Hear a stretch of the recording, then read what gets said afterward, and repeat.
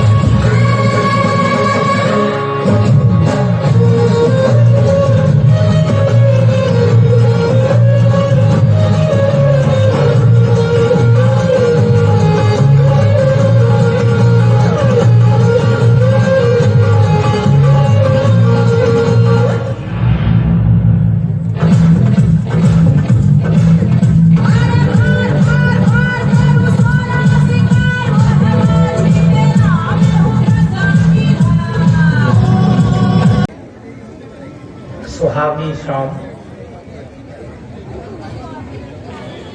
खड़गपुर की पावन भूमि और सामने अपनी भाषा और अपनी संस्कृति से प्रेम करने वाले लड़ के दौर में भी यदि कुछ लोग शेष हैं तो वे लोग हैं जिनके ऊपर हमारी परंपराओं की, हमारी विरासत की, हमारी धरोहरों की नींव की। तो एक बार जोरदार तालियां आप अपने लिए बजाएं और हम आज इस पुस्तक मेला में स्वागत करते हैं जयपुर से पधारे हमारे हिंदी व्यंग के एक सशक्त साक्षर जिनको कि हम पिछले 25-30 वर्षों से स्वयं सुनते आ रहे हैं। जोरदार तालियों से स्वागत करिए श्री संपत सर जी का।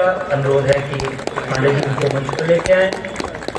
हमारे बीच सर्वो की अध्यक्ष खड़गपुर की प्रसिद्ध साहित्यकार उड़िया बंगला हिंदी भाषा पर जिनका समान अधिकार है। जोरदार तालियों से स्वागत करते हैं हम प्रिया प्रधान जी का कि वे आज के कार्यक्रम की अध्यक्षता हेतु पधारे। आप लोगों की तालियां बंद नहीं होनी चाहिए। और हमारे बीच कानपुर से पधारे हास्य और व्यंग के बड़े चुटिये व्यंगकार श्री अमन ज्योति शुक्ला जी। जोरदार तालियों से स्वागत अमन ज्योति शुक्ला जी का। और हमारे बीच एक और गीत और व्यंग के साथ अपनी बात को बड़े ही सरल और मारक तरीके से कहने का हस्ताक्षर बहुत प्यारा कवि उदीयमान कवि अक्षत डिमरी, जोरदार तालियों से स्वागत अक्षत डिमरी का।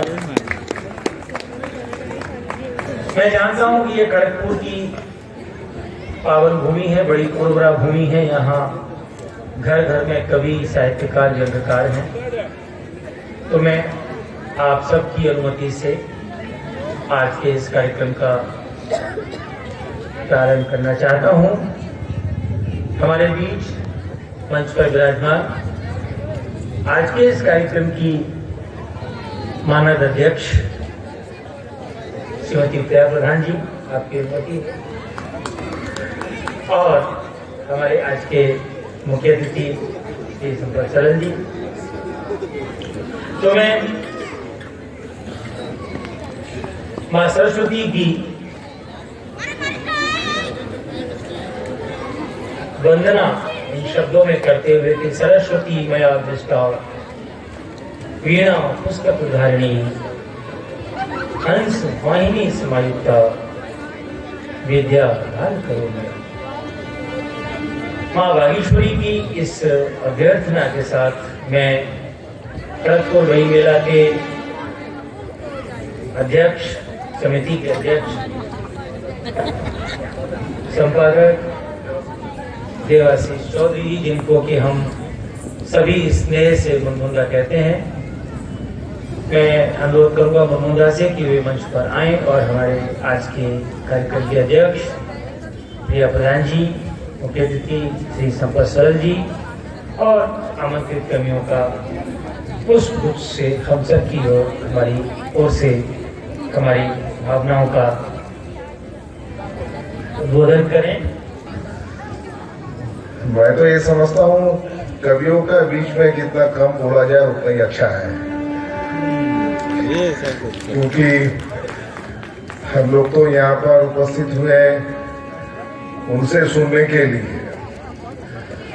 समाज का छवि तो उनका मुंह से ही निकलता है, हम लोग देखते हैं वास्तव में, और उन्होंने जब वही बात अपना शब्द में कहते हैं तो इतना अच्छा लगता, उसमें गम भी होता, खुशियाँ भी होता।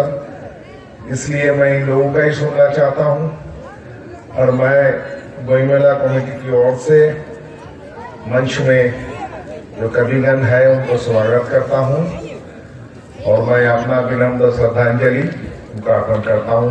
आप सभी को नमस्कार। आप लोगों की तालियां हमारी इन फूलों की लड़ियों में शामिल हो जाएं। और जयपुर से पधारे हमारे सबके परम प्रिय, परम आदरणीय व्यंग्यकार श्री संपत सरल जी।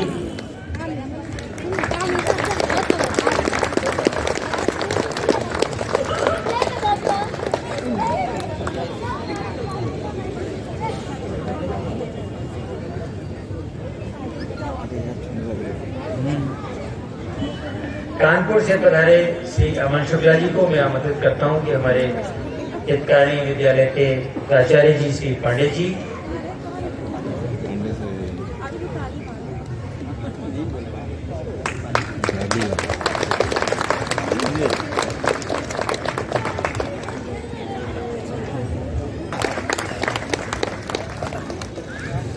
सब एक तरफ से हैं। तो मैं पहले आप लोगों से अपनी आज की वार्ता के साथ कि देखिए, पुस्तक मेला अपने आप में ही एक अनहोनी घटना होती है, क्योंकि जिस दौर में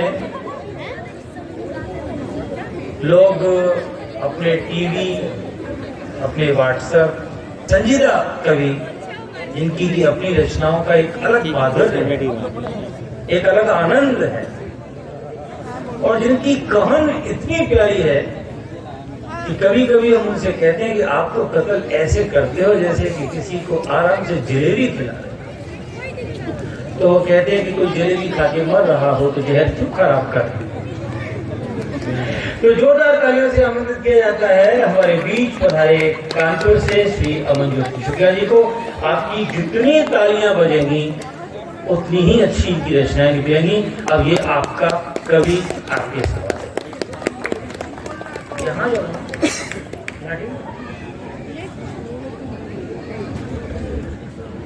खुदीराम बोस की इस पावन धरती को नमन। मैं अमन शुक्ला कानपुर से। विकास दुबे रिश्तेदार नहीं है मेरा, मैं हूं कानपुर से। और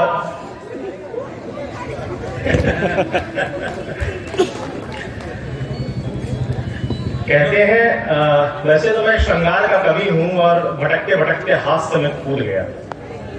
और हास्य का, मुझे हास्य कवि बनाने का सबसे बड़ा जो एक कारण है वो ये बैठे हैं।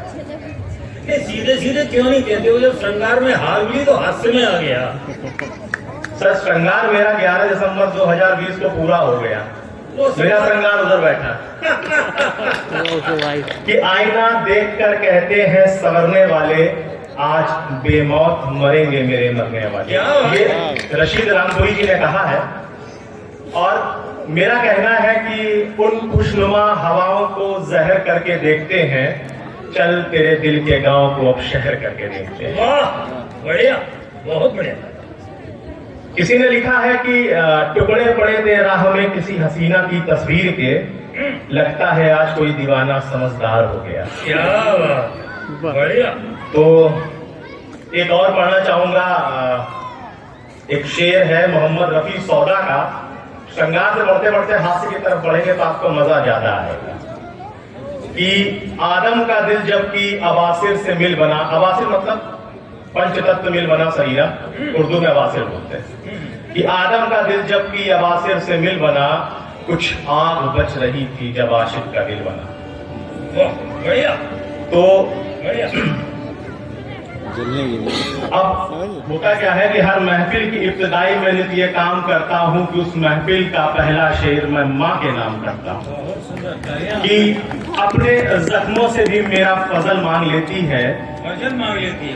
अपने जख्मों से भी मेरा फजल मांग लेती है, माँ है मेरी आंखों से मुश्किलें पहचान लेती है। बढ़िया, बहुत बढ़िया, बहुत बढ़िया। खिल जाता हूँ उसकी गोद में सर रखकर, वो गमज़दा वक्त की हर बंदिशों को टाल देती है, माँ है मेरी आंखों से मुश्किलें पहचान लेती है। बढ़िया, बहुत।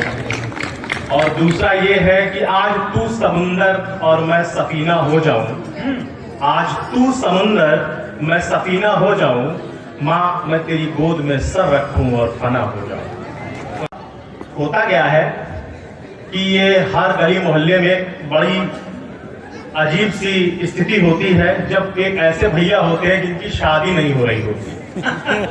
और बड़े वो भैया जो होते हैं वो बड़ा ही मतलब क्यूरियोसिटी का कारण होते हैं, उत्सुकता का कारण होते हैं कि भैया भैया तो बहुत अच्छे हैं, देखने में भी अच्छे हैं, लेकिन शादी नहीं होती। तो हमारे मोहल्ले में भी एक ऐसे भैया थे और उनको मैंने बड़ी ही करीबी से देखा कि उनकी स्थिति क्या है और मोहल्ले वालों की स्थिति क्या है।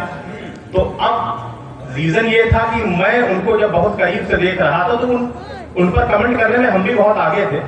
तो हमने जब उन्हें देखा तो हमारे मन में क्या हुआ, भाभी जो जिनसे उसकी शादी हो रही थी 38 साल की उम्र में, 35 और 38 के बीच थे वो भाभी जी PhD थी और अत्यंत ही मतलब अफसरा थी वो भैया। शादी हो रही थी भैया, बाली उम्र में शादी ऐसी कहाँ होती है? सर कभी कभी कुछ लोग लेट हो जाते हैं। तो ये कविता है कि प्रेम मन का, पहले इसको बज लेने दो।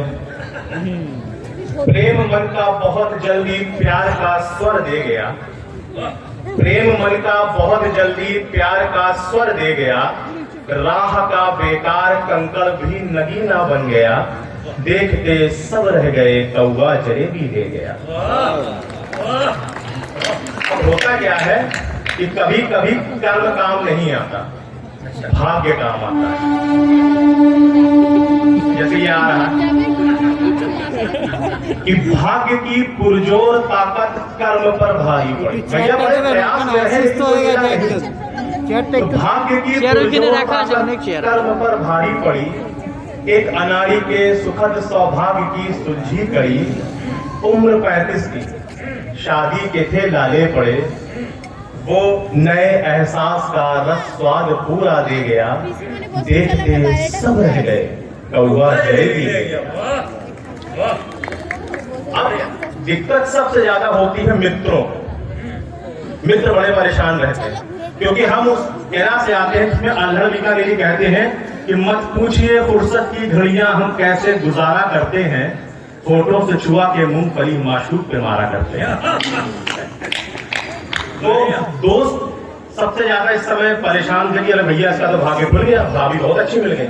अब वो तो इस चक्कर में थे कि बस शादी हो और हफ्ते में 4-5 बार चाय मिल जाए हमें। तो हुआ क्या कि दोस्त कहते हैं कि क्यों कर ये गजब घटना हुई। अरे भाई ऐसा तुमने क्या कर दिया? दोस्त कहते हैं कि क्यों कर ये गजब घटना हुई, रस भरे अंगूर में लंगूर की धुन लग गई, था नामुमकिन कार्य, था नामुमकिन कार्य, फिर भी कैसे ये मुमकिन हुआ, देखते सब रह गए कौवा जलेबी ले गया। अब क्या है ना भैया, हर चीज में हारे हैं। जिस जिस लड़कियों पर इन्होंने डोरे डाले हैं वहां वहां ये हारे हैं, हरंटे हैं बहुत बड़े ये। तो अब क्या हुआ कि भीरुमन डरपोक कायर प्रेम के रण क्षेत्र में, भीरुमन डरपोक कायर प्रेम के रण क्षेत्र में हारते रहते सदा जो प्यार के परिक्षेत्र में, घट गई घटना अचानक और मुकद्दर खुल गया, देखते सब रह गए कौवा जलेबी ले गया। ठीक, धन्यवाद। जोरदार तालियां। अमन जी, हम इनको अगर समय रहेगा तो एक छोटी सी रचना फिर सुनेंगे और हम ज्यादा से ज्यादा समय अपना संपत जी को सुनना चाहेंगे, जो कि बड़ी दूर से हमारे बीच जयपुर से आए हैं, सुबह 7 बजे की फ्लाइट पकड़ के। तो हमारे बीच हमारे अगले कवि अक्षत डिमरी जी हैं। आप भी बहुत अच्छी व्यंग की रचनाएं बड़े संजीदा तरीके से रखते हैं। तो मैं आपको आमंत्रित करता हूं कि इनकी पीड़ा को, इनकी एक बहुत अच्छी रचना है कि पहले मैं बहुत खुश रहता था, लोगों से खूब हंसता खेलता था, सुबह शाम लोगों से मिलता जुलता था, फिर एक दिन आग लग गई, मैंने पीएचडी ज्वाइन कर ली। तो ये पीएचडी वालों की व्यथा ये बड़ी अच्छी बयान करते हैं। और क्या साजिशें हुई हैं, क्या साजिशें हुई हैं आज बादलों के बीच, क्या साजिशें हुई हैं आज बादलों के बीच, और मैं ही प्यासा रह गया हूं बारिशों के बीच। क्या साजिशें हुई हैं आज बादलों के बीच और मैं ही प्यासा रह गया हूं आज साजिशों के बीच, और वो खुद ही चिल्लाकर कहेंगे कि वो खुदा नहीं है। ये गुफ्तगू हुई है आज पत्थरों के बीच। तो मैं आमंत्रित करता हूं हमारे बीच नैनीताल से पधारे आला डॉक्टर अक्षत डिमरी जी को अपनी रचना के साथ। आपकी जोरदार तालियां स्वागत करें अक्षत जी का। सामने से पढ़ सकते जहां आपका मन हो।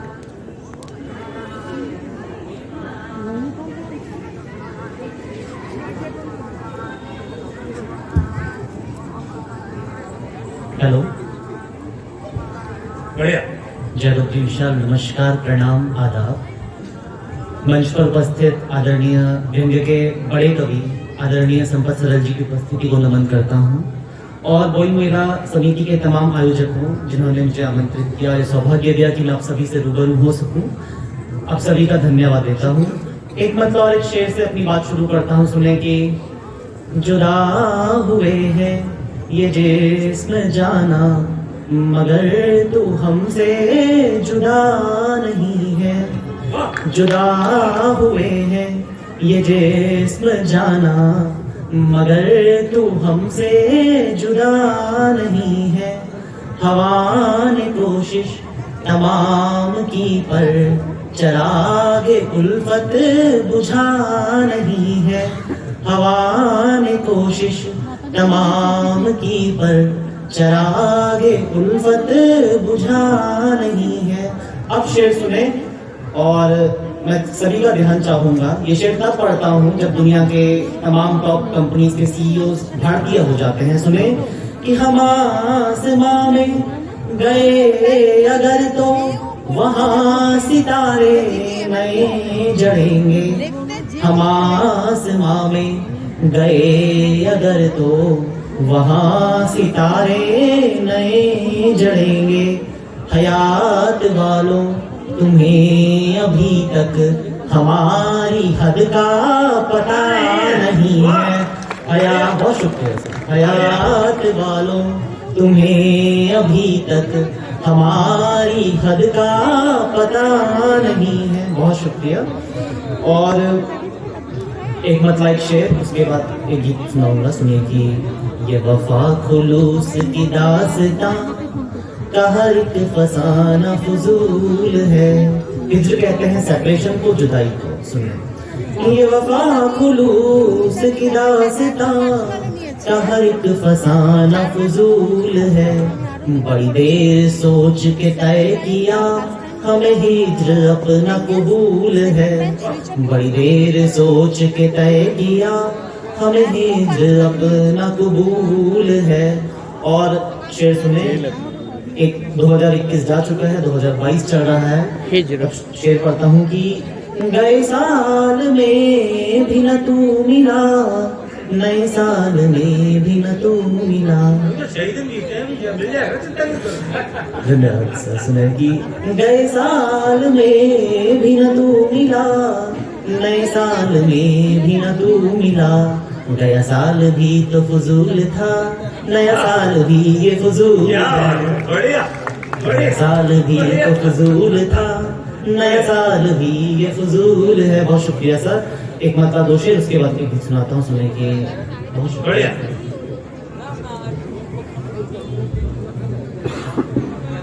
मेहुरत जगा कई रोज का, मेरा और जगना मुहाल है। मुश्किल।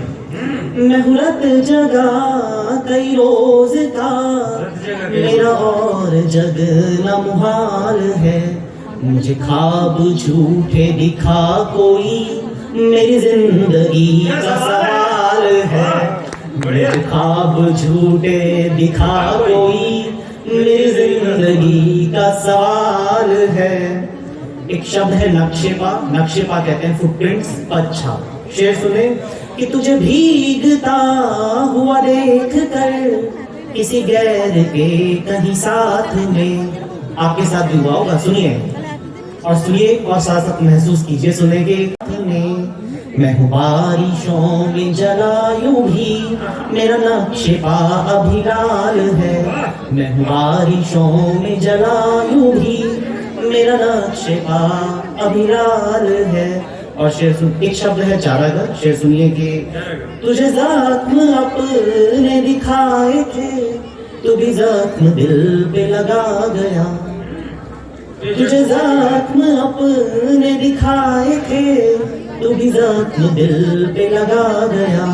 तुझे चारागर मैं समझता था, मुझे अब तलक ये मलाल है। तुझे चारागर मैं समझता था, मुझे अब तलक ये मलाल है। एक शब्द है वस्ल। वस्ल कहते हैं किसी की नजदीकी को, हिज्र कहते हैं किसी की जुदाई को, सेपरेशन को। सुनेगी तेरे वस्ल में भी गजल कही, तेरे हिज्र में भी गजल कही। तेरे वस्ल में भी गजल कही, तेरे हिज्र में भी गजल कही। तेरे वस्ल में भी कमाल था, तेरे हिज्र में भी कमाल है। तेरे वस्ल में शुक्रिया, बहुत शुक्रिया सर, बहुत बहुत धन्यवाद सर। तेरे वस्ल में भी कमाल था, तेरे हिज्र में भी कमाल है। और अब मैं एक गीत पढ़ना चाहता हूँ, एक हास्य का गीत है। सर बहुत बड़े व्यंग्यकार हैं, उनसे क्षमा प्रार्थना के साथ सुनिए। ये गीत इसलिए भी पढ़ता हूँ क्योंकि मैं मांगलिक हूँ। आप लोग समझते होंगे मांगलिक क्या होता है। आप लोगों के सामने कवि नहीं है, उम्मीदवार खड़ा है। उम्मीदवार खड़ा है और आप चाहे तो इवेंट के बाद मुझे वोट भी दे सकते हैं। सुने, बीवी ऐसी दो भगवान करे जो मेरा भी सम्मान। क्या मांगा है, क्या फालतू आदमी है। मैं मांग बीवी और सम्मान। देखिए अनुभव बोल रहा है। सुने, अनुभव की सुनोगे तो सुखी रहोगे। सब बहुत सारे लोग बैठे हैं। धन्यवाद सर। सुने कि बीवी ऐसी दो भगवान करे जो मेरा भी सम्मान। बिल्कुल नया नया अनुभव लेना हो तो हमारा अमन शुक्ला बिल्कुल नया नया अनुभवी है। बीवी ऐसी दो भगवान करे जो मेरा भी सम्मान। देख के जिसकी इस्माइल उड़ जाए सब थकान। बीवी ऐसी दो भगवान करे जो मेरा भी सम्मान। अपनी भीगी जुल्फों से जो सुबह सवेरे उठाए, अखंड कुमारापन महसूस कीजिए। अपनी भीगी जुल्फों से जो सुबह सवेरे जगाए, नरम नरम हाथों से अपने गालों को सहलाए। नरम नरम हाथों से मेरे गालों को सहलाए। हाथों में देकर कप चाय, हाथों में देकर कप चाय, बोले पियो मेरी जान। बीवी ऐसी दो भगवान करे जो मेरा भी सम्मान। दफ्तर जाए वो हर रोज मैं घर में ही अलसाऊं। महिला सशक्तिकरण। दफ्तर जाए वो हर रोज मैं घर में ही अलसाऊं। रुपयों में कमाए वो मैं डॉलर में उड़ाऊं। फिरूं आवारा गलियों में, फिरूं आवारा गलियों में, और वो रहे अनजान। बीवी ऐसी दो भगवान करे जो मेरा भी सम्मान। देख के जिसकी इस्माइल उड़ जाए सब थकान। बीवी ऐसी दो भगवान करे जो मेरा भी सम्मान। और अक्सर लोग चांद जैसी, सूरज जैसी, फलाने ढिमकाने जैसी पत्नी मांगते हैं। मैं प्रैक्टिकल आदमी, डॉक्टर भी कर रहा हूँ, बिल्कुल प्रैक्टिकल चीज मांगता हूँ। सुनिए, कटरीना सी हाइट हो जिसकी प्रीति जैसे डिम्पल। कटरीना सी हाइट हो जिसकी प्रीति जैसे डिम्पल। दिशा पटानी सी सुंदर, विद्या बालन सी सिंपल। आंखें हो ऐश्वर्या सी, आंखें हो ऐश्वर्या सी, माधुरी दीक्षित सी मुस्कान। बीवी ऐसी दो भगवान करे जो मेरा भी सम्मान। देख के जिसकी इस्माइल उड़ जाए सब थकान। बीवी ऐसी दो भगवान करे जो मेरा भी सम्मान। बहुत शुक्रिया, धन्यवाद। वाह वाह, बहुत जोरदार। तथास्तु भी नहीं कहा जा सकता इसकी मनोकामनाओं के ऊपर तो भगवान स्वयं आ जाएं तो वो भी तथास्तु नहीं कह सकते। पर आप जोरदार तालियों से इसका सम्मान करें। बेचारे की बड़ी अद्भुत अद्भुत जो है कल्पनाएं हैं। हम भगवान से प्रार्थना करेंगे कि अभी कैटरीना कैफ के, विद्या बालन के, इन सब के इस जीवन के कोई पुण्य हो तो वो तुम्हें लग जाए और तुम्हारी मनोकामना पूर्ण हो। जोरदार तालियां अक्षय डुमरी के लिए। इसको एक बात समझाने का मन है, बताइए कि हवा के हाथ परिंदे ने जला डाले। हवा के हाथ परिंदों के पर जला डाले। हवा के हाथ परिंदों के पर जला डाले और तो और खुदा के घर जला डाले। और दिया जलाने में तुम उंगलियां जला बैठे। सुना है तुमने तो शहर के शहर जला डाले। सुना है तुमने तो शहर के शहर। एक बहुत कठिन दौर से, जैसा कि मैंने शुरुआत में कहा था, कि हमने अपनी संस्कृति, अपनी विरासत, अपनी परंपराओं के साथ बहुत छेड़छाड़ की है। ये हमारी जिम्मेदारी है कि हम इस पुस्तक संस्कृति को, पुस्तक मेला संस्कृति को, पठन पाठन संस्कृति को जिंदा रखें। वरना क्या होगा कि हमारे आगे आने वाली पीढ़ियों को अपने घरों में हमारी कोई पुरानी पुस्तक नहीं मिलेगी। संपत सरल जी बैठे हैं, मैं भी थोड़ा पीछे का हूँ, और बहुत सारे हमारे कुमारदा, हमारे भट्टाचार्य साहब और बहुत ऐसे लोग बैठे हैं जिन्होंने रेल की यात्राएं 20-20, 30-30, 40-40, 50-50 घंटे की यात्राएं की। और प्रारंभिक स्टेशन से हम इतनी मोटी मोटी किताबें लेके चढ़ते थे और जहां जाना होता था वहां तक पहुंचते पहुंचते 2 किताब 3 किताब खत्म। लेकिन आज जब आप किसी रेल में बैठे, जहाज में बैठे, तो आपको क्या कोई पुस्तक पढ़ता हुआ नजर आता है? जितना ज्यादा से ज्यादा फोन का नया मॉडल स्मार्ट होता है, जिसको कि हम स्मार्टफोन कहते हैं। मेरी एक विडंबना है आज के समय के ऊपर कि जितना फोन का नया मॉडल स्मार्ट होता है, आदमी का पैदा हुआ मॉडल उतना ही मूर्ख होता है।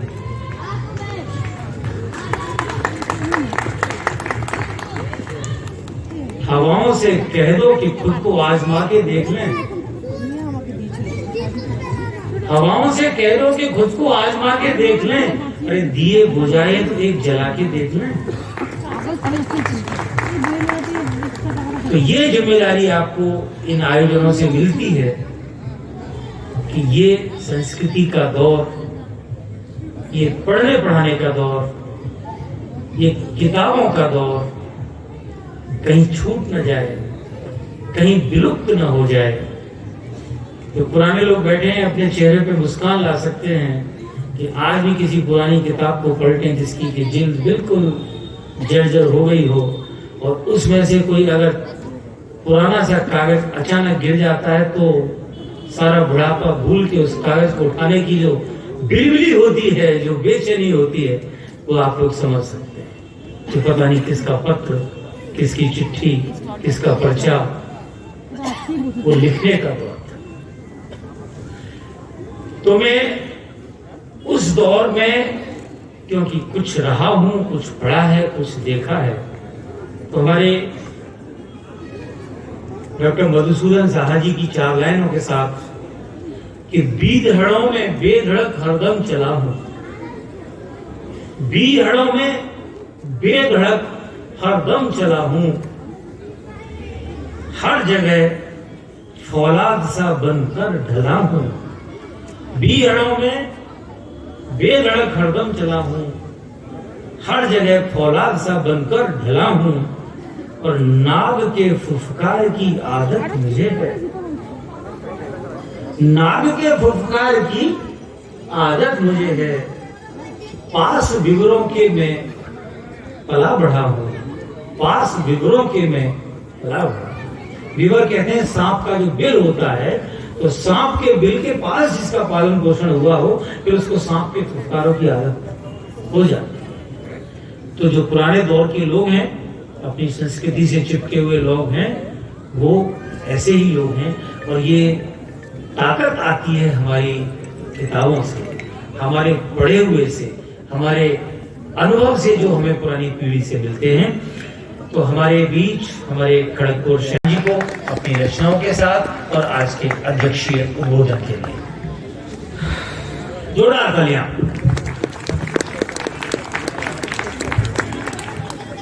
ये सारस्वत माँ सरस्वती की आस्थानीय सारस्वत मंच को प्रणाम। सारस्वत मंच के आयोजक सबको मेरी तरफ से ढेर सारी साधुवाद। उपस्थित तथा निमंत्रित जयपुर से सम्मानित सरल संपत जी,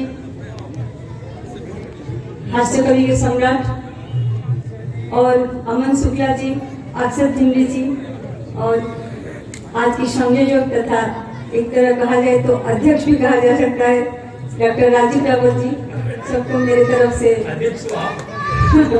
धन्यवाद, सम्मान। और मेरे सामने मंच के सामने बैठे हुए मेरे सर्वोपरि कार्यकारिणी तथा खड़गपुर वासी जो साहित्य के प्रति इतनी रुचि रखते हैं, ऐसे कठिन समय में भी आके यहाँ उपस्थित रहते हैं।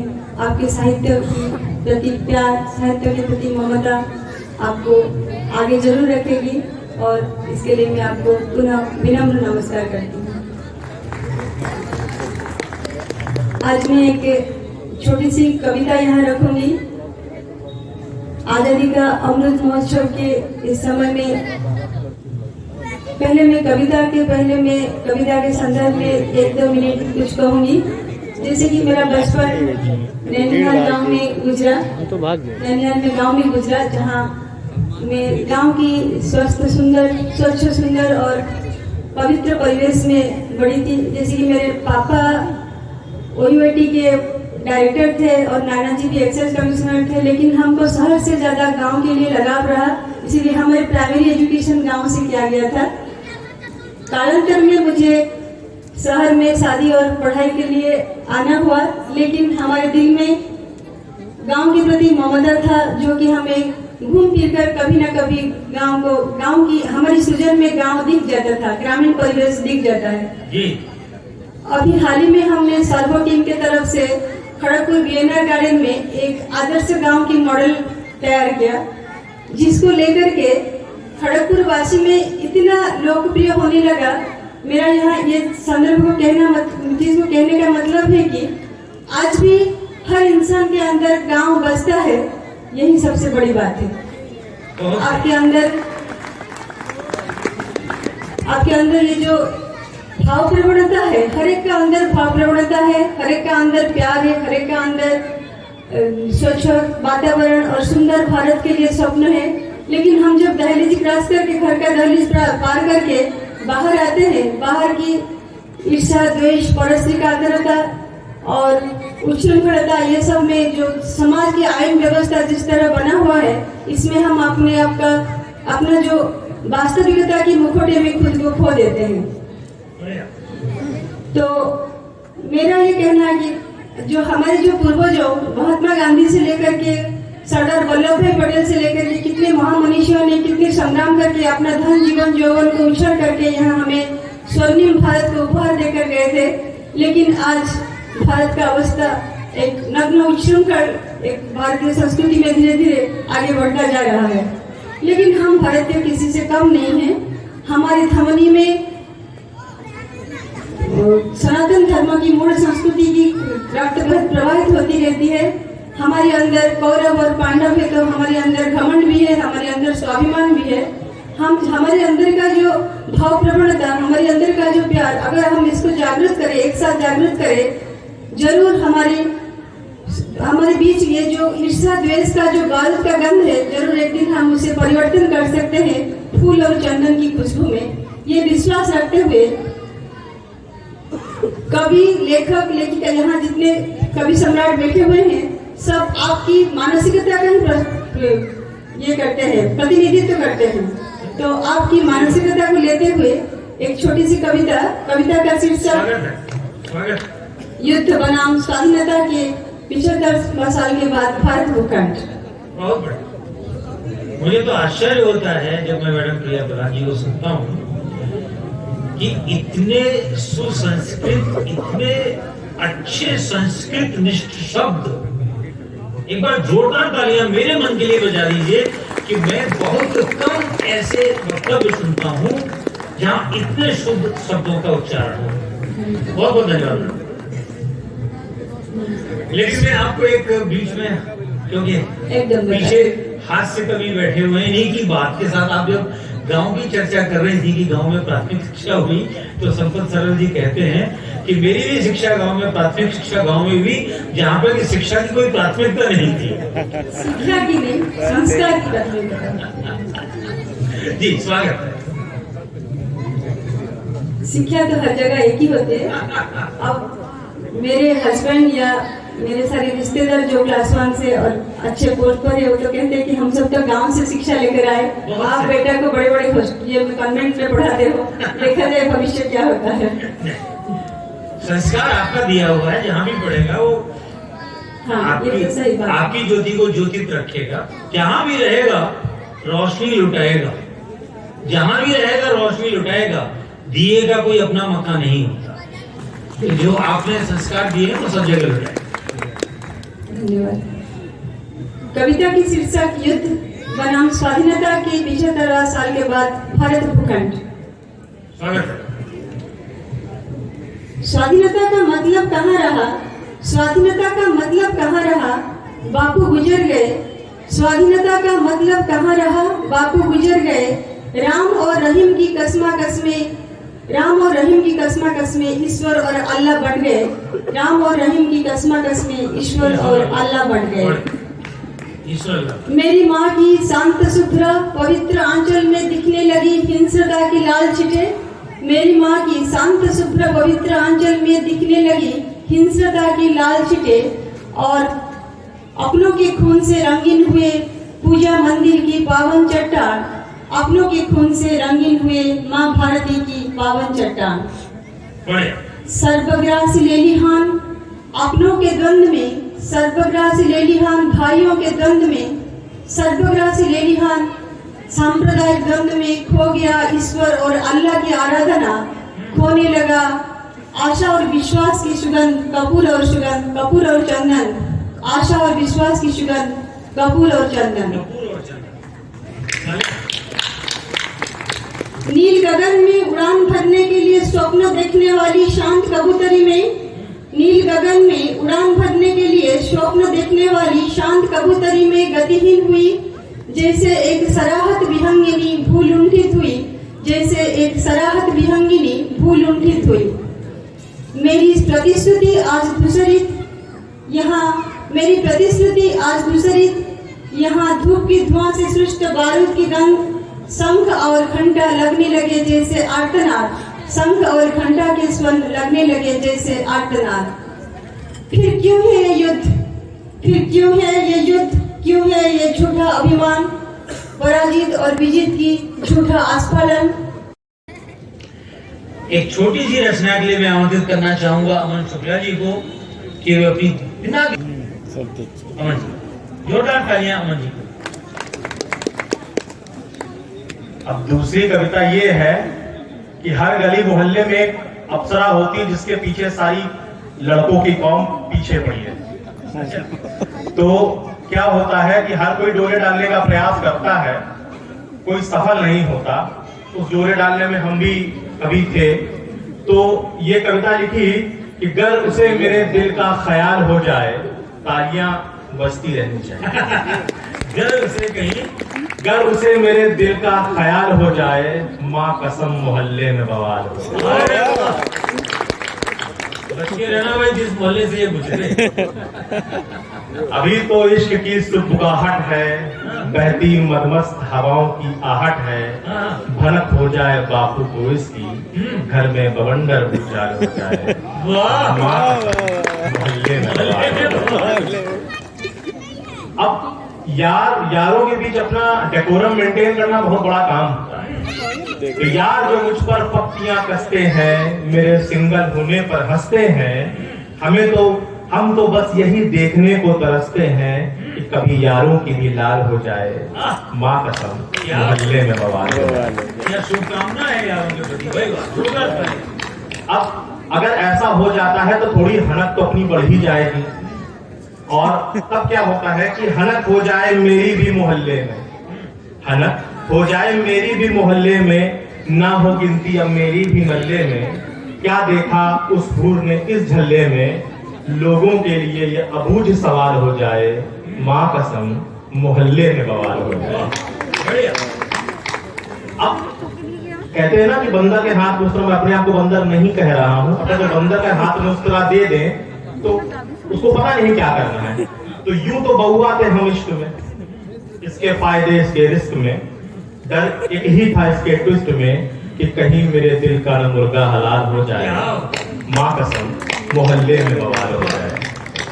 अब सोचता हूँ अब उससे इश्क कर ही लूं, सोचता हूँ अब उससे इश्क कर ही लूं, बाहों में मिल जाऊं तो उसको भर ही लूं, देखकर ऐसी मेरी तरक्की, दो चार का यूं ही इंतकाल हो जाए, माँ कसम मोहल्ले में बवाल हो जाए। जब कभी जानू की बात आती है, पिताजी की वो मार बहुत याद आती है, कुत्ते की तरह मारा था हमको। जब कहीं जानू की बात आती है, बापू ने की पिटाई बहुत याद आती है। धीरे से सरकाऊंगा ये बातों तक, हमारी मोहब्बत को भी साल 2 साल हो जाए, माँ कसम मोहल्ले में बवाल हो जाए। अब डर तो है बहुत ज्यादा, तो अब डर कैसे व्यक्त करता है एक कवि कि आशा की रेतीली इमारतें न ढह जाए, सपनों की रेत लहरों में न बह जाए, बस एक यही तमन्ना इस दिल में रह जाए कि हाउस नंबर 113 में मेरा ससुराल हो जाए, माँ कसम मोहल्ले में बवाल। धन्यवाद।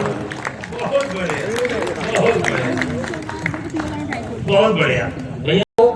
और हमारे आज के कार्यक्रम के मुख्य अतिथि जयपुर से पधारे श्री शपथ सरल जी को कि आपका चित्र आप ही को चित्रकार द्वारा भेंट, फोटो खिंचाने के लिए मंच के सभी लोग सामने आ जाए।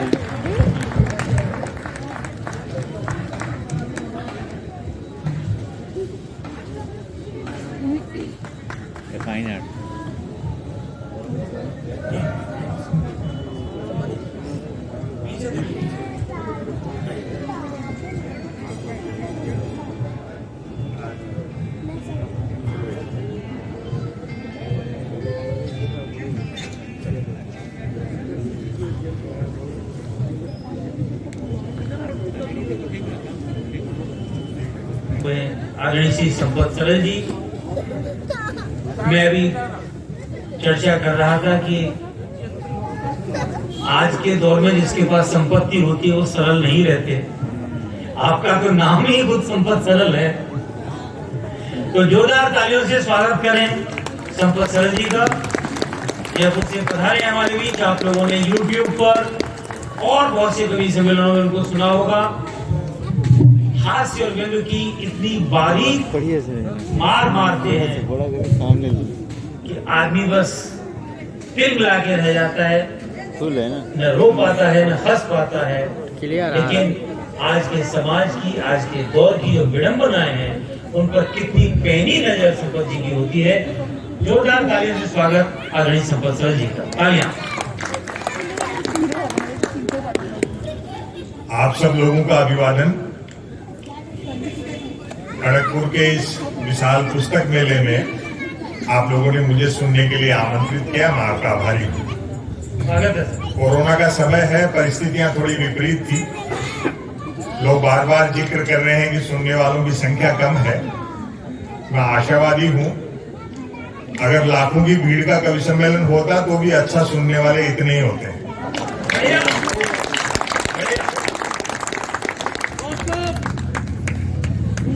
पुस्तक विचार पैदा करती है, हमारे बोले हुए को लिपिबद्ध रखती है और विपरीत परिस्थिति में भी आपने ये पुस्तक मेला आयोजित किया। आपके उत्साह और जीवट का मैं सम्मान करता हूँ, आभार प्रकट करता हूँ। बहुत अच्छा आप सब लोग सुन रहे हैं। देख रहा हूँ कि बड़ी संख्या में मातृशक्तियां बैठी हैं और मैं निवेदन भी करता हूं कि शादीशुदा हो तो पत्नी को साथ रखा करो, वरना मन की बात भी रेडियो से करते फिरो।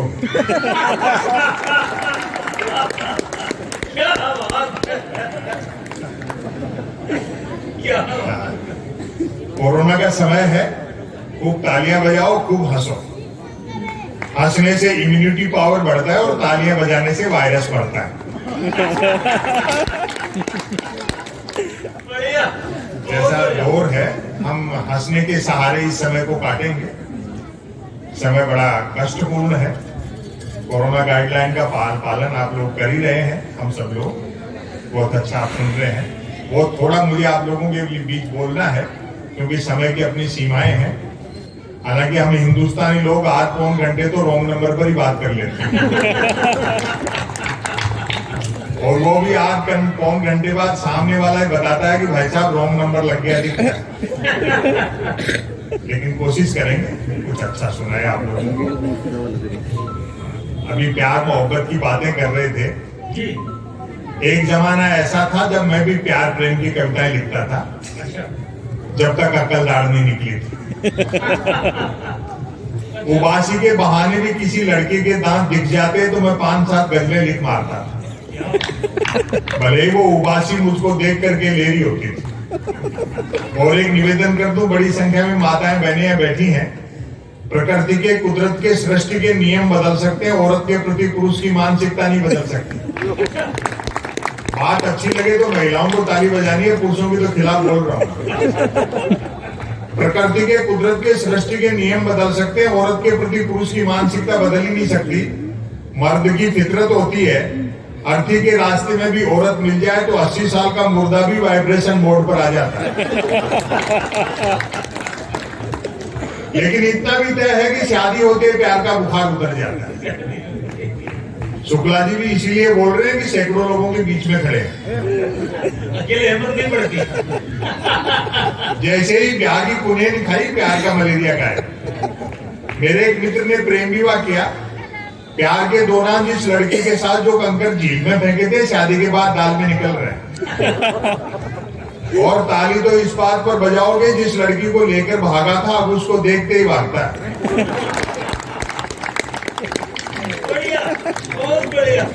शादी के 3 दिन बाद मिला, मैंने कहा नया नया प्रेम विवाह किया, पत्नी को लेकर सिनेमा जाए, सैर सपाटा कर क्या मंदिर मंदिर भटकता है। बोले भाई साहब सुना है जोड़े ईश्वर बनाता है, बस उसी को ढूंढना। ये बहुत त्याग और बलिदान का काम है। प्यार मोहब्बत में आदमी को अपना कैरियर तक दांव पर लगाना पड़ता है। मैं ऐसे कई लड़कों को जानता हूं जो कॉलेज के जमाने में मेरे साथ पढ़ते थे, जिन्होंने अपने बाप की गाड़ी कमाई से प्रेमिकाओं को जलेबी खिलाई, आजकल शहर के नामी हलवाई बने हुए हैं। और मेरे मित्र का त्याग तो प्रेम के मामले में महात्मा बुद्ध से भी बड़ा है। बुद्ध अपनी पत्नी और बेटे को सोता हुआ छोड़कर चले गए थे। वो रोज रात को इंतजार करता है कि लुगाई सोए तो घर में घुसो। और देखो मैं तो हिंदी साहित्य का विद्यार्थी था।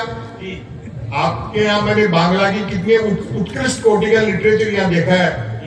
हिंदी और भारतीय भाषाओं की क्या स्थिति है आप व्यंग देखें। मैं तो हिंदी साहित्य का विद्यार्थी था, इसलिए मुझसे तो कौन प्रेम करती भाई, मरते हुए पे कौन मरेगा। लेकिन मेरे साथ 2 चीजें ठीक थी। एक तो साहित्य का विद्यार्थी था तो भाषा अच्छी थी, दूसरा मैंने ट्रकों से शेरो शायरी उतार रखी। तो प्रेम करने वाले मुझसे प्रेम पत्र लिखवाते थे, और मैं जिसके प्रेम पत्र लिख देता था उसके 2 नतीजे जरूर निकलते थे। या तो उसकी शादी हो जाती थी या फिर वो पिटता था। हालांकि बात एक ही है। आज भी कई मिलते अपनी पत्नी और बच्चों के साथ जो मेरे प्रेम पत्रों की वजह से बह गए, मुझे देखते ही दांत पीसते हैं कि नालायक जॉर्ज बुश एक अच्छी खासी अमेरिकी फौज को इराक में उलझा दिया। हिंदुस्तानी आदमी आम दिन तो छोड़ो, 14 फरवरी को वैलेंटाइन डे आता है, उस दिन तक सुख से प्रेम नहीं कर सकता। 14 फरवरी को श्री राम सेना वाले तो ये कह देते कि जो भी प्रेम करता हुआ मिला उसको पीटेंगे, और सरकार पुलिस को ये हिदायत दे दे कि देखो इस दिन कोई प्रेम से वंचित नहीं रह जाए। जो प्रेम करते हुए मिलते उनको तो श्री राम सेना वाले पीटते, जो नहीं करते उनको पुलिस वाले पीटते। कबीर को, सूर को, तुलसी को, मीरा को, टैगोर को, नजरुल इस्लाम को पढ़ो तो पता लगे प्रेम दर्शन का विषय, प्रदर्शन का विषय नहीं। जिन नौजवानों के कंधों पर चुनौतियां हैं, देश की, समाज की, कैरियर की, मैं एक निवेदन कर दूं, कोई प्यार मोहब्बत जैसी बात नहीं, सब देह का खेल है। ये मीडिया, सोशल मीडिया पे लोग सब फैलाते रहते हैं। समय बदल गया, समा का स्थान ट्यूबलाइट ने ले लिया। परवाना जलने की गरज से जाता है तो चिपकली खा जाते हैं। जीवन में चुनौतियां क्या है, उनसे कैसे निपटा जाए, ये फार्मूला किताबें बताती हैं। और किताबों का महत्व पहले भी कम नहीं था, आज भी कम नहीं है, भविष्य में भी कम नहीं होगा। उतार चढ़ाव आता रहता है। किसी शायर का एक शेर है ना कि होके मायूस ना आंगन से उखाड़ो पौधे, धूप बरसी है तो बारिश भी यहीं पर होगी। चारों तरफ से हारा हुआ आदमी लौट करके उधर ही आएगा किताब की तरफ। हम हिंदुस्तानी लोग ये टेक्नोलॉजी और ये सब चीजें थोड़े दिन ही झेलते हैं। गाड़ी चलाते समय इंडिकेटर देने के बावजूद भी हाथ देते हैं। और मैंने कमलेश्वर जी को सुना था, बड़े राइटर थे, उनका एक प्रसिद्ध उपन्यास है कितने पाकिस्तान। उन्होंने एक बार अच्छी बात कही थी, किताब का महत्व देखो क्या बड़े आदमी ने बड़े सलीके से कहा। बोलो कंप्यूटर और ये जो आपका टेलीविजन है इसमें लाख अच्छाइयां होंगी, लेकिन ये पुस्तक का विकल्प नहीं हो सकता, क्योंकि हम कंप्यूटर और टेलीविजन आंखों पे रख करके सो नहीं सकते। इसलिए मैं एक रचना आपको सुनाता हूं। बहुत अच्छा आप सब लोग सुन रहे हैं। दरअसल एक तो क्या है कि मेरी इमेज ऐसी बना दी जैसे मैं मोदी जी का विरोधी हूं। मैं तो अगर सच भी बोल दूं कि मोदी जी 2019 में अपने विकास के दम पर दोबारा जीत कर आए हैं, तो भक्त लोग जूता निकालते हैं कि शर्म नहीं आती प्रधानमंत्री के बारे में झूठ बोलते हैं। ऐसी विपक्ष का मजबूत होना बहुत जरूरी है। और जब चुना हुआ विपक्ष कमजोर हो या कमजोर किया जाए तो ये सारी जिम्मेदारी कवियों की, शायरों की, बुद्धिजीवियों की, मजदूरों की, किसानों की बन जाती है कि वो विपक्ष की भूमिका का निर्वहन करें। हम लोग वही काम कर रहे हैं। 2014 के पहले उनके लिए बोलते थे, आज इनके लिए बोल रहे हैं, कल को बदलेंगे तो दूसरों के लिए। कभी लेखक शायर अपनी जिम्मेदारी निभाता है, लेकिन मैं सहज रहता हूँ। आजकल क्या है, सोशल मीडिया पे एक सवाल छोड़ते हैं, आप लोगों को होमवर्क मिल जाता है। वो होमवर्क मिलने के लिए छोड़े हुए हैं। अब जैसे कल ये घटना हुई कि साहब पंजाब में ऐसा हो गया, वैसा हो गया, प्रधानमंत्री की सिक्योरिटी में चूक हो गई, ऐसा वैसा, ये सब होमवर्क देने के शोष है। मेरे ख्याल से सुरक्षा की कोई चूक नहीं है, एक बड़े नेता ने के चुक जाने के लक्षण है। तो कोई ना कोई सोचा तो चाहिए। हम लोग उलझते रहते हैं, उनका काम आसान रहता है। हाँ। मैं थोड़ा बारीकी से ऑब्जर्वेशन करता हूँ और सहज रहता हूँ। 2019 में जब चुनाव परिणाम आना शुरू हुए तो मेरे पास एक फोन आया, बोले और सुनाओ क्या हाल चाल है। मतलब मोदी जी को बढ़त मिल रही थी, मैं व्यंग्य करता रहता हूं तो वो मुझ पर व्यंग्य कर रहा था, लेकिन मैं सहज रहता हूं। बोले और सुनाओ क्या हाल चाल है। मैंने कहा हाल चाल ठीक है और सुनाने का पैसा लेते हैं।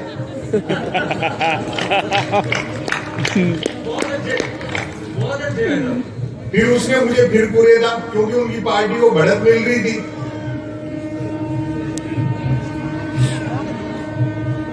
देखो अपने एक कहावत है ना कि घुटने हमेशा पेट की तरफ मुड़ते हैं। सब कवियों के टाइम में रेल ने हॉर्न बजाया, मैडम पढ़ रही थी तब नहीं बजाया।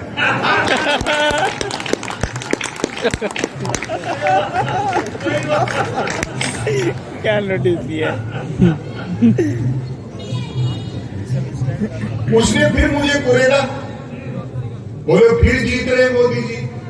मैंने कहा अच्छा हमको भी नया नहीं लिखना पड़ेगा। तो सहज रहो, उनसे उलझो में। हाँ, वो कुतर्क करके आपको उलझाते हैं, होमवर्क देते हैं। उनको भी होमवर्क देने के लिए बिठा रखा है, असल उनको भी कुछ नहीं होना है। उनके भी अकल आ जाएगी थोड़े दिन बाद, भक्तों के लिए कौन से अलग से पेट्रोल पंप खुलेंगे, वो भी समझ जाए। लेकिन ये समय क्या है, बड़ा उठा पटक वाला है, बहुत मायावी समय है। किसी नेता का कोई पता नहीं लग रहा। अभी तो पिछले दिनों एक कार्यक्रम में सामने विधायक बैठे थे, मुझे पता नहीं था किस पार्टी के। तो मैंने ऐसे पूछ लिया कि कांग्रेस के हो क्या। बोले नहीं बीजेपी का हूं, कांग्रेस में घंटे भर पहले था।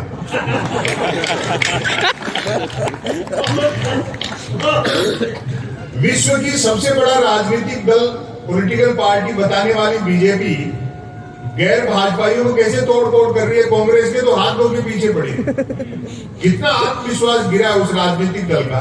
अगर कांग्रेस में इसी तरह से तोड़ फोड़ करते रहे भाजपाई, तो हो सकता है 2024 में बीजेपी का चुनाव चिन्ह हाथ के पंजे में कमल का फूल।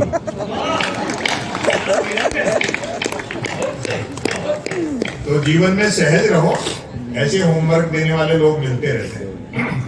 मुझे लोग बात कहते हैं कि साहब आपको कभी कोई धमकी वमकी मिलती है। मैंने कहा ऐसा नहीं है।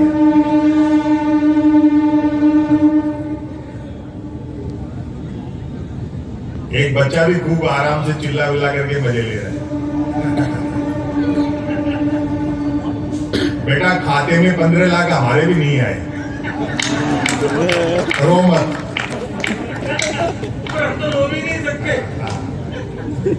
मैं सहज रहता हूं। एक इनकम टैक्स के बड़े अधिकारी थे, उन्होंने मुझ पे ऐसे ही तंज कर दिया, व्यंग्य कर दिया। बोले किसी दिन छापा वापा वाले भिजवा देंगे, ऐसे बोलते हो सरकार के लिए, मोदी जी के लिए। मैंने कहा जी हिंदी का एक राइटर है, लेखक है, उसके घर में गबन के नाम पर मुंशी प्रेमचंद के उपन्यास गबन के अलावा क्या मिलेगा।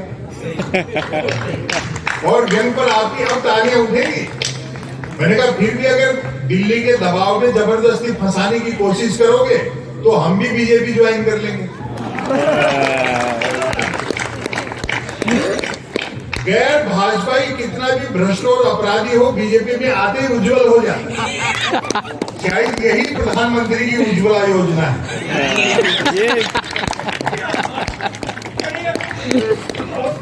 तो आनंद लो, कुछ नहीं रखा इन सब चीजों में। एक रचना मैं आपको सुनाता हूं छोटी सी। हाँ, बहुत अच्छा सुन रहे हैं आप सब। मैं इसका टाइटल पढ़ता हूं, उसी पे आप तालियां बजा देंगे। फिर देखो एक शब्द से कैसे सटायर पैदा होता है।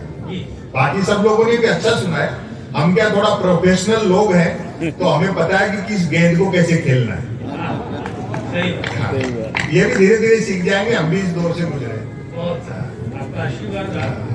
बिल्कुल सीख जाएंगे। रचना का शीर्षक है मन की बात।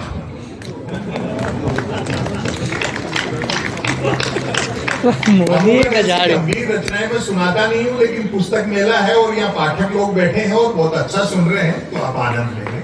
सुनिए साहब, मन की बात। कोई कुछ भी बात करे, बात कुल दो ही प्रकार की होती हैं, एक काम की बात और दूसरी मन की बात। यदि आप मेरी इस बात से सहमत नहीं हैं तो फिर आपकी अलग बात है। यूं तो बात काम की हो या मन की होती, दोनों बात ही है, लेकिन दोनों में बेसिक डिफरेंस ये होता है कि काम की बात में मन नहीं होता और मन की बात में काम। असल में तो मन की बात की ही इसलिए जाती है ताकि काम की बात नहीं करनी पड़े। मन की बात कुछ कुछ वैसी ही होती है जैसे सदैव टू व्हीलर चलाते रहने वाले के कभी कार हाथ लग जाए तो वह खाली सड़क पर भी हॉर्न बजाते हुए चलता है। मन की बात एक तरफा होती है, वन साइड। मन की बात एक तरफा होती है जैसे देवता वगैरह मूड आने पर आकाशवाणी कर दिया करते थे। मन की बात एक प्रकार का मौखिक प्रसाद होती है जिसे पाने के लिए भक्तों को हाथों की बजाय कान फैलाने होते हैं। मन की बात के साथ विषय का लफड़ा नहीं होता, कोई सब्जेक्ट जरूरी नहीं है, विषय का लफड़ा नहीं होता। यानी मन की बात बिना विषय की होती है क्योंकि वह मन की बात होती है। यदि भूले भटके मन की बात भटक कर किसी विषय पर आ भी जाए तो कोई माई का लाल अंत तक नहीं पकड़ सकता कि मन की बात आखिर हो किस विषय पर रही। काम की बात अपने काम से काम रखती है, जबकि मन की बात का प्रचार करना पड़ता है कि फला तारीख को इतने बजकर इतने मिनट पर मन की बात होगी। पता लगते ही मन की बात को ही काम की बात मानने वाले उछल पड़ते हैं कि वाह मजा आ गया, फला तारीख को इतने बजकर इतने मिनट पर काम की बात हो। काम की बात सुनी ले जाए तो अच्छी खासी काम की बात भी मन की बात होकर रह जाती है, जबकि मन की बात को सुनने वाले मिल जाएं तो बात कोरी मन की बात होने के बावजूद बड़े काम की बात बन जाती है। वैसे सुनने वाले न मिले तो मन की बात दीवारों से भी की जा सकती है। अब आप ध्यान से सुनेंगे। वैसे सुनने वाले न मिले तो मन की बात दीवारों से भी की जा सकती है, क्योंकि मन की बात करने वाले ने सुन रखा होता है कि दीवारों के भी कान होते हैं। और व्यंग पर तालियां तो आपकी अब उठेंगी, दीवारों के भी कान होते हैं, बल्कि वह तो यह तक मानकर चलता है कि जिनके कान होते हैं वे दीवार ही होते हैं। मन की बात अक्सर शुरू यहां से होती है, भाइयों और बहनों। बस इतना सुनते ही मन की बात के मुरीद भाई बहन सांस रोककर मन की बात ऐसे सुनने लगते हैं मानो सुनने के लिए जिंदगी में अब सिर्फ यही काम की बात बची है। काम की बात करने से बचने की एकमात्र तरकीब है कि तुरंत मन की बात शुरू कर दी जाए। ये अलग बात है कि लगातार मन की बात करते रहने वाले से फिर लोग उम्मीद भी नहीं रखते कि वह जिंदगी में कभी कोई काम की बात नहीं करेगा। अब समापन की ओर बढ़ता हूं और व्यंग देखता। मन की बात अक्सर ज्ञान सिखाने जैसी होती है, जैसे बचपन में अपन कक्का बारकड़ी सीखते थे। मन की बात अक्सर ज्ञान सिखाने जैसी होती है, जैसे कमल नल पर चल, कमल झटपट चल, कमल झटपट नल पर चल। ऐसी मजेदार मन की बात का भी नतीजा भी मजेदार निकलता है। सुनने वाले प्रेरित हो, खुद को कमल मानकर उठते हैं, मटका बाल्टी उठाते हैं और न सिर्फ नल की ओर चलते हैं बल्कि नल की ओर झटपट चलते हैं। वहां पहुंचकर माथा पीटते हैं, मोहब्बत देना व्यंग तक पहुंच जाए आपकी दृष्टि। वहां पहुंचकर माथा पीटते हैं कि हाय नल से तो पानी नहीं हवा निकल रही है, अर्थात नल तो कमबख्त। श्रोताओं के इस रिएक्शन से प्रभावित होकर मन की बात करने वाला तुरंत अपनी अगली मन की बात शुरू कर डालता है। कमल घर पर चल, कमल झटपट चल, कमल झटपट घर पर चल। मन की बात करने वाला अनजाने में भी काम की बात नहीं करता। वह जानता है कि काम की बात करने से सब काम में लग जाएंगे, तो फिर मन की बात कौन सुनेगा। अतः अंत में मैं फिर दोहराना चाहूंगा कि कोई कुछ भी बात करे, बात कुल दो ही प्रकार की होती हैं, एक काम की बात और दूसरी मन की बात। यदि आप मेरी इस बात से सहमत नहीं हैं तो फिर आपकी अलग बात। बहुत अच्छा आप लोगों ने सुनाया। अभी आलनिया की हम रचनाएं सुन रहे थे और लोगों ने भी सुनाया, मुझे बहुत अच्छा लगा। देखो, कवि सम्मेलन और लाफ्टर शो में अंतर है। कवि सम्मेलन में हल्का फुल्का सुना जा सकता है, हल्का नहीं सुना जा सकता। हमारे गोपाल दास नीरज जी एक बात कहा करते थे, आपने खूब सुना होगा उन लोगों को। यहाँ पर कई बार आए हैं। हाँ, कि कवि सम्मेलन में जो श्रोता आता है वो जब लौटे तो कवियों की जिम्मेदारी बनती है कि वो उसको इतना धनी बना करके लौटे कि उसकी भाषा का स्तर ऊंचा उठे। तो जैसी शब्दावली मैडम ने और दोनों कवि दोस्तों ने और संचालक महोदय ने जो प्रयोग किए, ऐसा ही होना चाहिए, क्योंकि इससे परिवार सब लोग बैठ करके आनंद लेते हैं। मैं चाहता हूँ आप एक बार इन और कवियों के लिए भी कर्तन ध्वनि करते एक रचना।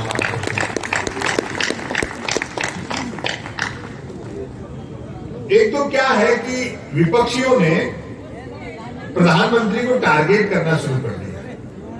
ये मुझे अच्छा नहीं लगता है भाई, एक आदमी के इतना पीछे पड़ना भी अच्छी बात नहीं है। और कुछ नहीं तो मोदी जी की डिग्री पे सवाल उठा दिए, ऐसा नहीं होना चाहिए। हालांकि डिग्री से अनुभव बड़ा होता है। मैं ऐसे कई को जानता हूं जिन्होंने एजुकेशन लोन लेकर आईआईटी की थी, फिर उस लोन को चुकाने के लिए उनको आईटीआई करनी पड़ी।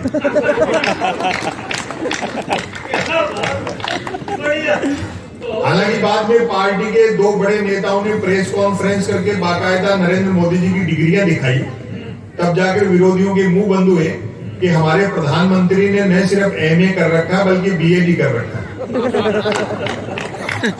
और अभी भी शुक्ला जी पूछ रहे थे पास में बैठे हुए, बोले क्यों संपत सरल जी जब अपने प्रधानमंत्री इतने पढ़े लिखे हैं तो मैट्रिक भी करी रखी होगी। तो पढ़े लिखे लोग ऐसे पीछे नहीं पढ़ना चाहिए। दरअसल क्या है, अभी हम चर्चा भी कर रहे थे, पूरी दुनिया का नजारा आप देख लो। इस समय पूरी दुनिया बाजारवाद की चपेट में है। दो चीजें हैं, बाजार और बाजारवाद। बाजार हर युग की जरूरत है, दोनों में अंतर यह है, बाजार का मतलब है जरूरत के हिसाब से चीजें बनाना और बाजारवाद का मतलब है चीजें बना करके जरूरत पैदा करना। चालाक अर्थशास्त्रियों ने सारे समीकरण उलट पलट कर दिए, चुंबक के गुण बाजार में भर दिए और मनुष्य को लोहा बना दिया। पूरी दुनिया का नजारा आप देखो। अमेरिका में तो थोड़ा बदलाव हो गया, वरना जिनपिंग हो, पुतिन हो, जाइस बोल्सोनारो हो, टर्की वाले एर्दोगन हो, वहां वाले हो या यहाँ वाले हो, जनता को लगता है कि राजा का चुनाव वो करती है, जबकि असल में 5, 7, 10 मल्टीनेशनल कंपनियां मिलकर के जिसमें चाबी भर देती है वो खिलौना चल पड़ता है। इस बात को गांधी पकड़ गए।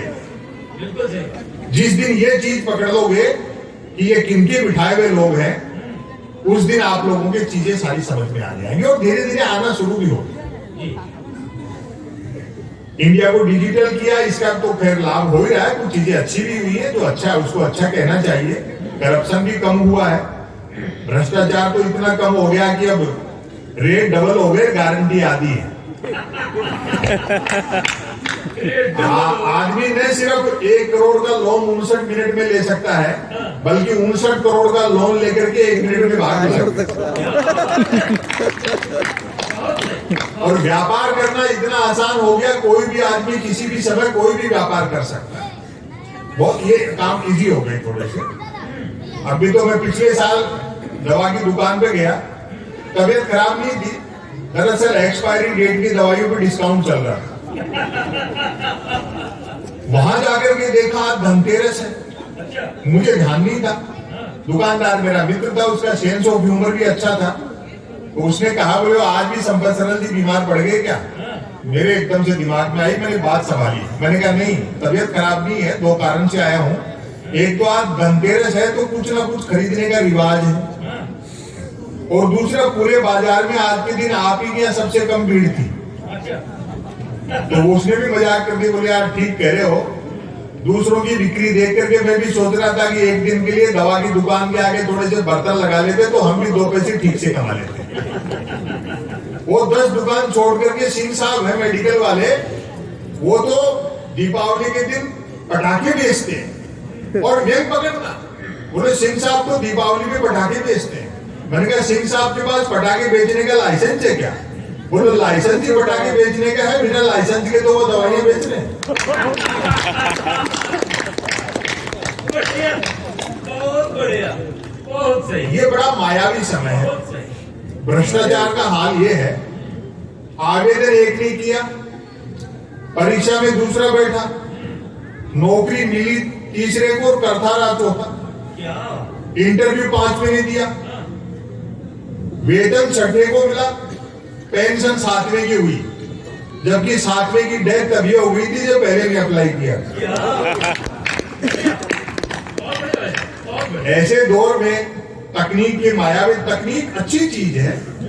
विक्टर ह्यूगो ने कहा है कि जिस चीज का समय आ गया वो आती है, लेकिन हम ये मानते हैं कि उसके लिए कीमत कितनी चुकाई। मनमोहन सिंह जी के समय में नरसिम्हा राव जी ने बहुत तरकीब से नई आर्थिक नीतियां ला करके देश का परिवेश बदला। कहीं कोई तनाव है, सुरक्षा बोध नहीं आया, लेकिन अभी पिछले 7-8 साल से हम देख रहे हैं कि किस तरह से ताबड़तोड़ फैसले लिए जा रहे हैं और लोगों को कितना भुगतना पड़ रहा है।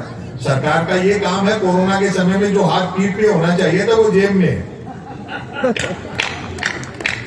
तब व्यंग निकलता है। बहुत बढ़िया। और मीडिया की बेरुखी, आजाद हिंदुस्तान में ऐसा पहला मौका है जब मीडिया दिखता दिए के साथ है लेकिन है हवा के साथ। प्रधानमंत्री कदम ताल करते हैं तो मीडिया उसको मार्च पास्ट बताता है। यहाँ तो पता नहीं अखबार अच्छे निकलते होंगे, हमारे यहाँ तो ये हाल है नॉर्थ इंडिया में हिंदी अखबारों का, अपवाद को छोड़कर 3 चीजों के लिए पढ़े जा रहे हैं: बिजली कटौती, उठावना और राशिफल, और रोज नहीं निकलते। एक दिन जो अखबार के दफ्तर से 2 लोग आगे बोले संपत सरल जी नया अखबार लॉन्च करने, आप भी ग्राहक बन जाओ, क्योंकि अखबारों का कोई पाठक तो बनता नहीं, ग्राहक ही बनते। 1 रुपए में 16 पेज जो मैंने जवाब दिया, 1 रुपए में 16 पेज। मैंने कहा भैया रुपया तो चाहे की जगह 2 ले जाए, लेकिन 16 पेज खाली दे जाएगा। फिर मैंने रिसर्च की कि इतने अखबार बिकते कैसे, तो अचानक एक दिन एक अखबार के दफ्तर से फोन आया, बोले संपत सरल जी आज आपका नाम हमारे अखबार में छपा। मैं बड़ा खुश हुआ, जी आपका अखबार कहाँ मिलता है? बोले हमारा अखबार कोई होकर नहीं बांटता है, जिस किसी का नाम छप जाता है दिन भर वही खरीद कर बांटता है।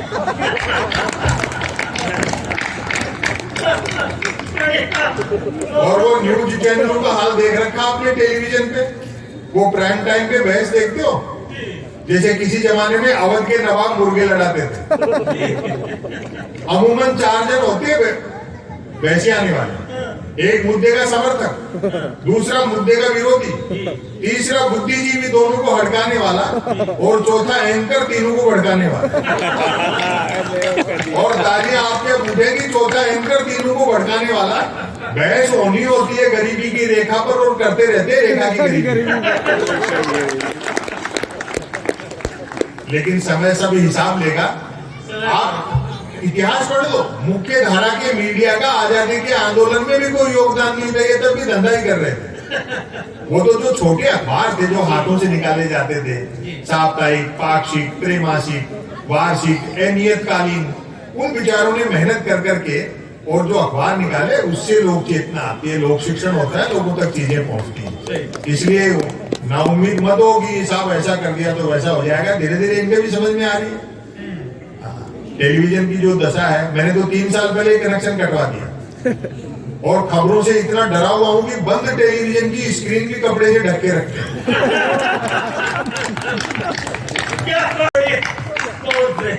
जब कुछ करने को नहीं होता है तो सब यही होता है, और क्या करें बेचारे, जो काम आता ही नहीं तो फिर ऐसे ही करेंगे।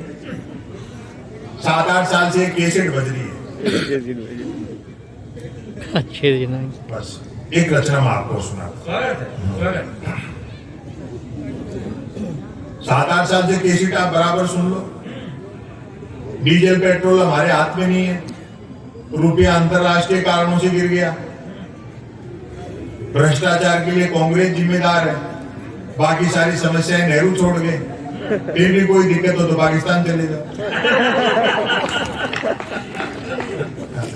ये केस है इनके पास। राम भी जानते हैं कि भक्ति कौन कर रहा है, राजनीति कौन कर रहा है। आडवाणी जी को समझ में आ गया ना कि राम किसी मठ में नहीं घट में रहते हैं। उनको थोड़ी पता था कि मोदी जी पांव छूने के बहाने जमीन खींच लेंगे। भाई रामचंद्र जी की सबसे ज्यादा कृपा तो आडवाणी जी पे होनी चाहिए थी। हाँ। कोई बात। बच्चा लगातार रो रहा है। मैं नहीं समझता था, छोटी सी उम्र में भी कविताएं समझता है।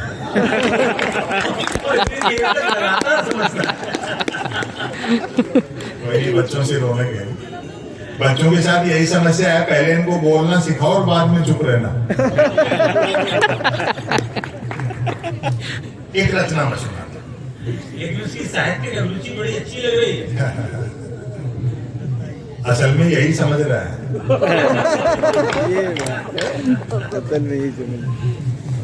ऐसे अवसर के लिए हमारे सुरेंद्र शर्मा जी बड़ी जोरदार बात कहते हैं। पिछले साल यहाँ पे अच्छी बात कहते हैं कि बच्चा जो है ना वो शायद जिंदगी में पहली बार माँ बाप को इकट्ठा हंसता देख रहा है।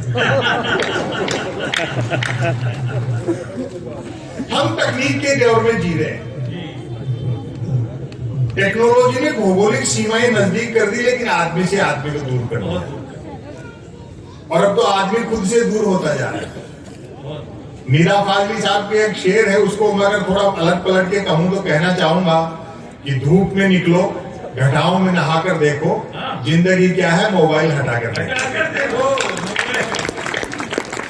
आदमी के पंजे में मोबाइल क्या है, आदमी खुद मोबाइल के पंजे में आ गया, सारे दिन उसमें लगा रहता है। तो वो जीवन का जो यथार्थ है उससे कट जाता है। ये साधन है, साध्य नहीं है। इसी दौर के लिए तो आप जैसे समाज की और दौर की नस पकड़ने वाले लोग चाहिए कि ये दौर है संगी आजमाई का और मैं आईना सजाता हूँ। ये दौर है संगी आजमाई का और मैं आईना सजाता हूँ। तुम हवाओं को हौसला बख्शो, मैं दिए किलो बढ़ाता हूँ।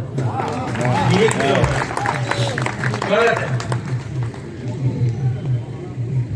यदि किसी ने कुछ एक अक्षरों तक की नेकी कर डाली हो तो उसको फेंकने के लिए ट्विटर से बेहतर दरिया नहीं है। क्या बात, बहुत बढ़िया। जिसे कुछ नहीं आता है वह भी ट्वीट कर सकता है, और एक बार जो ट्वीट करने लगता है फिर वो कुछ नहीं कर सकता। मैं तो सोशल मीडिया का लोहा उस दिन मान गया जब एक सज्जन ने YouTube पर मेरी एक ही क्लिप को साल में 100वीं बार सुना और नीचे गाली लिखी, लानत है संपत सरल को, नालायक ने साल भर से रचना तो छोड़ो कपड़े तक नहीं बदले। दरअसल मंच की रचनाएं बार बार नहीं लिखी जाती, जितने लाइव सुनने का एक अलग आनंद है सामने बैठ कर। इसलिए मैं कोई वर्चुअल कार्यक्रम करता भी नहीं, वैसे लगता है जैसे दीवार पर सुना रहे। पुरानी रचना भी नए अर्थ देती है अगर सामने बैठ करके सुना जाए। तो बहुत अच्छा आप सब लोग सुन रहे हैं। मैं एक रचना आपको सुनाता हूँ। ये भी क्या दिन थे। पुराना जो समय था उसमें सुविधाएं कम थी, सुख बहुत थे, संघर्ष था, चुनौतियां थी, लेकिन आनंद भी था। पुराने समय के जो विरोधाभास है उनको लेकर के एक मैंने रचना लिखी, वे भी क्या दिन थे। वे भी क्या दिन थे जब घड़ी एक आध के पास होती थी और समय सबके पास था।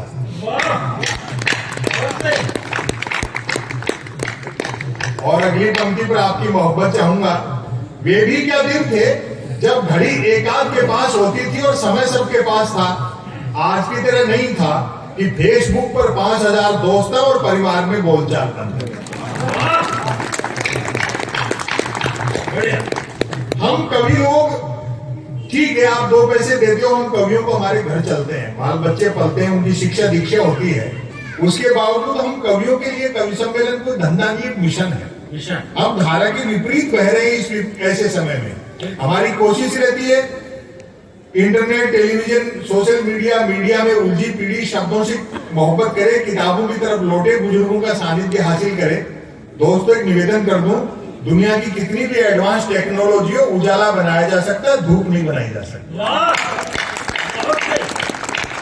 वो धूप बनाने का काम ये किताबें करती हैं। तब आप देखें, वे भी क्या दिन थे जब घड़ी एक आध के पास होती थी और समय सबके पास था। आज की तरह नहीं था कि फेसबुक पर 5000 दोस्त और परिवार में बोलचाल बन रहे। तब मोबाइल तो क्या, लैंडलाइन फोन तक नहीं होता था। अतः झूठ सिर्फ आमने सामने मिलने पर ही बोला जाता था। खान पान शुद्ध था और याददाश्त अच्छी थी। हर व्यक्ति को 7-7 पीढ़ियां याद रहती थी, अपनी भी और गाली गलौज होने पर दूसरों की। और जिस पंक्ति का जिक्र कर रहे थे, हमारी प्राथमिक शिक्षा तो ऐसी थी जिसमें शिक्षा प्राथमिक नहीं थी। हमारा 50 बच्चों, 3 अध्यापकों, 2 पेड़ों और 1 कमरे का स्कूल हुआ करता था। आज तो इतने के बल पर लोग यूनिवर्सिटी चला रहे। पढ़ाई लिखाई को लेकर कतई तनाव नहीं रहता था, क्योंकि विद्यार्थियों और अध्यापकों के बीच एक समझौता था कि सप्ताह में 3 दिन वे स्कूल नहीं आएंगे और 3 दिन हम। बोलचाल में राजस्थानी का इस्तेमाल होता था। जैसे आप लोग बांग्ला बोलते हैं या उड़िया बोलते हैं या ब्रज या अवधी बोलते हैं, भोजपुरी बोलते हैं, वैसे अपनी मातृभाषा में बड़ा अच्छा लगाया बांग्ला का इतना रिच साहित्य देख करके। बोलचाल में राजस्थानी का इस्तेमाल होता था। अगली पंक्तियों पर आपकी मोहब्बत मिलेगी। बोलचाल में राजस्थानी का इस्तेमाल होता था। हिंदी सिर्फ शहरों तक सीमित थी और अंग्रेजी तो पीने के बाद ही बोली जाती थी।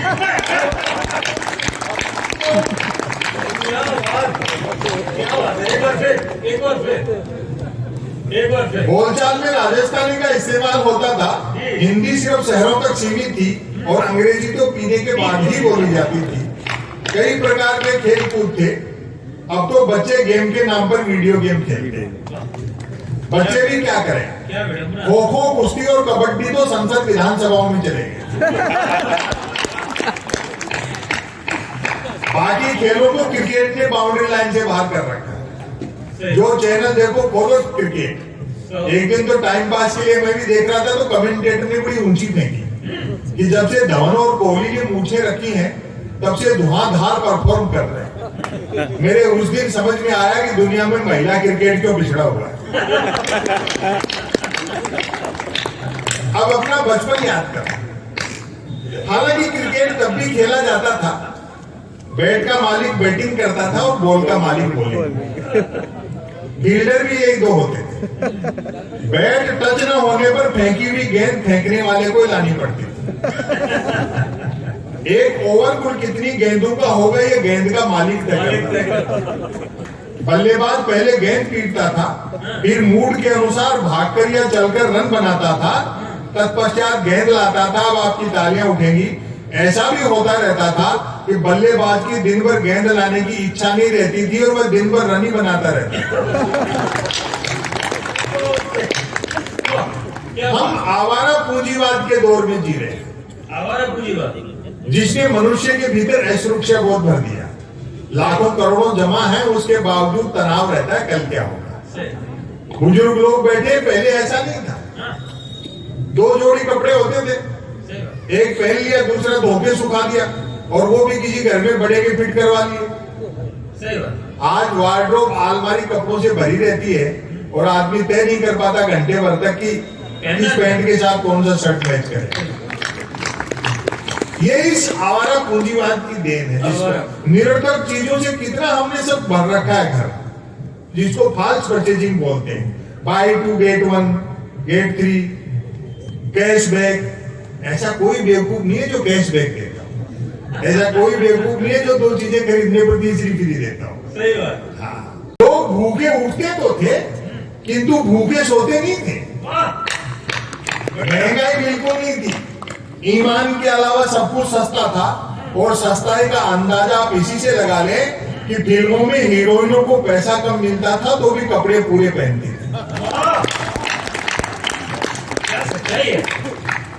उन दिनों रामलीलाएं मनोरंजन का प्रमुख साधन हुआ करती थी, जिनमें महिला पात्रों का रोल भी पुरुष ही किया करते थे।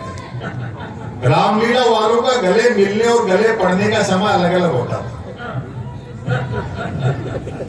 मेरा सटायर समझने के लिए कम से कम पोस्ट ग्रेजुएट होना जरूरी है।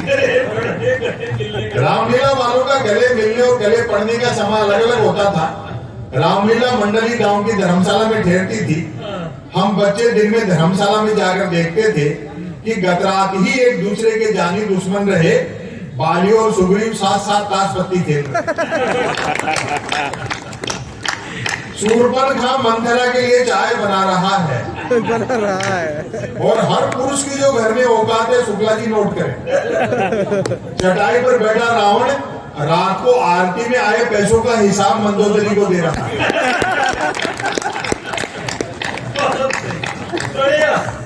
मैं तो इनकी हिम्मत को दाद देना चाहता हूँ, पत्नी सामने बैठी है और ये सुना रहे मेरे साथ आए ना,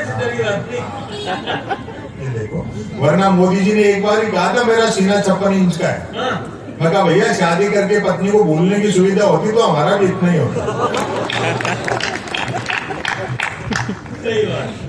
लोग पैदल चलते थे और पद यात्राएं करते थे, जो कि पद प्राप्त करने के लिए नहीं होती थी। कुछ एक के पास साइकिलें होती थी जो 4 रोटियों में 40 का एवरेज देती थी। कारें मोटरसाइकिलें तो छोड़ो, बसें तक गिनती की हुआ करती थी। जहाज और हवाई जहाज तो हम किताबों में देखते थे और कॉपियों के बनाते थे। याद आती है वे मीटर गेज की कोयले के इंजन वाली गाड़ियां। रेल विभाग के बहुत लोग यहाँ बैठे हैं, उनसे अतिरिक्त ध्यान चाहूंगा और दाद भी। याद आती है वे मीटर गेज की कोयले के इंजन वाली गाड़ियां। तय करना कठिन था कि ट्रेन और यात्रियों में कौन किसको ढोरा है। उनकी स्पीड का तो ये हाल था कि घंटे 8 घंटे का सफर होता था तो भी लोग 3 वक्त का खाना बांध कर चलते थे। ट्रेन में चढ़ने में जितना पसीना आता था उतरने में उससे अधिक आता था। यात्री काट की सीटों पर काट के उल्लू बने बैठे रहते। डिब्बे में डबली वालों का गाना बजाना चलता रहता और भारतीय मनुष्य का मनोविज्ञान देखना, उसकी साइकोलॉजी और पकड़ लो तो मुझे तालियों से बताना। डिब्बे में डबली वालों का गाना बजाना चलता रहता था। खड़े यात्री भजन पसंद करते थे और जिन्हें सीट मिल जाती थी वे गजल। लोग फरमाइशें करते रहते थे और डबली वाले गाते रहते थे। डबली वालों को पैसा देने का वक्त आता था तब फरमाइशें करने वाले खुद गाने लगते थे। और अगली पंक्तियों पर आप अपनी तालियां रोक नहीं पाएंगे, मेरी चुनौती है, क्योंकि यात्री को सामान की भी स्वयं ही रक्षा करनी होती थी। अतः खाली हाथ चढ़ते थे तो भी सामान लेकर उतरते।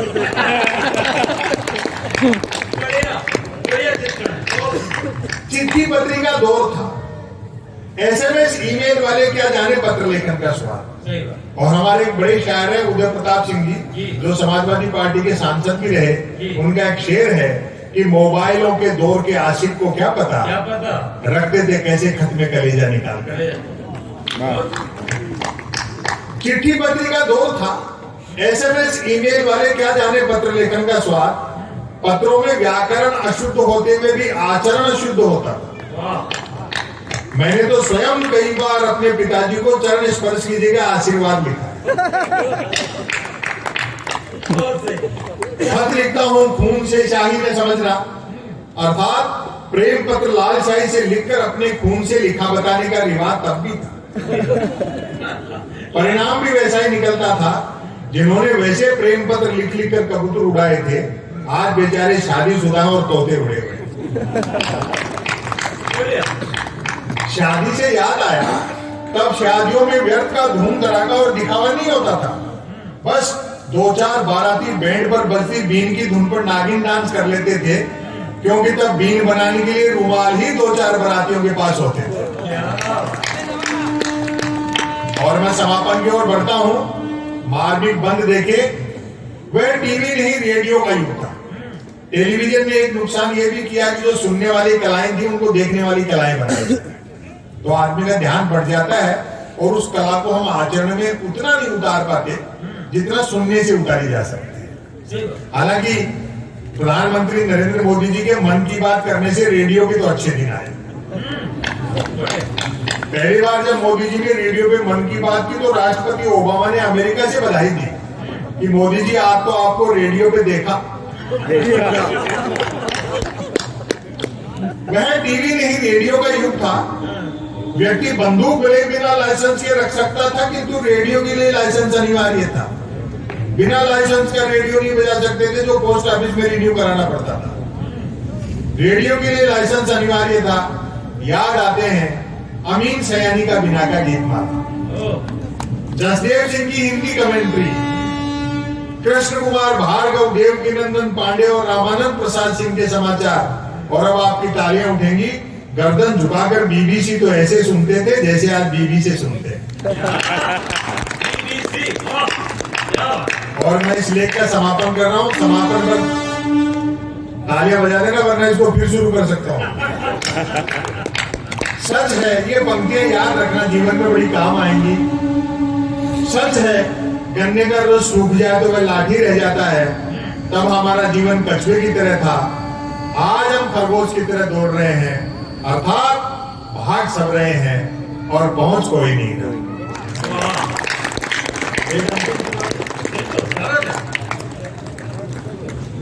व्यंग्यकार के ऊपर तो समाज की इस दौर को संभालने की बहुत बड़ी जिम्मेदारी है। आपने उदय प्रताप सिंह जी का जिक्र किया था। उन्हीं की लाइन है कि या बद चलन हवाओं का हम खुद मोड़ देंगे, या खुद को वाणी पुत्र कहना छोड़ देंगे। शायद कुंवर विचन जी, बद चलन हवाओं का रुख मोड़ देंगे या खुद को वाणी पुत्र कहना छोड़ देंगे। और जिस दिन भी हिचकिचाएंगे हम लिखने में हकीकत, ये व्यंग्यकार की भूमिका होती है कि जिस दिन भी हिचकिचाएंगे हम लिखने में हकीकत, कागज को फाड़ देंगे और कलम तोड़ देंगे।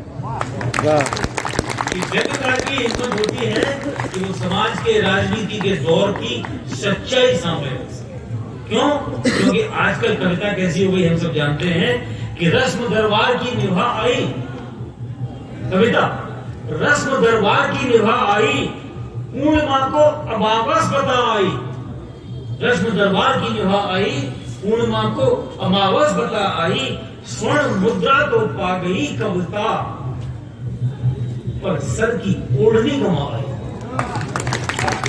स्वागत भैया सर जी। मैं एक अंतिम रचना आपको सुना देता हूँ, उसके बाद हम इस कार्यक्रम को खत्म नहीं करेंगे, अगले साल तक के लिए स्थगित करेंगे।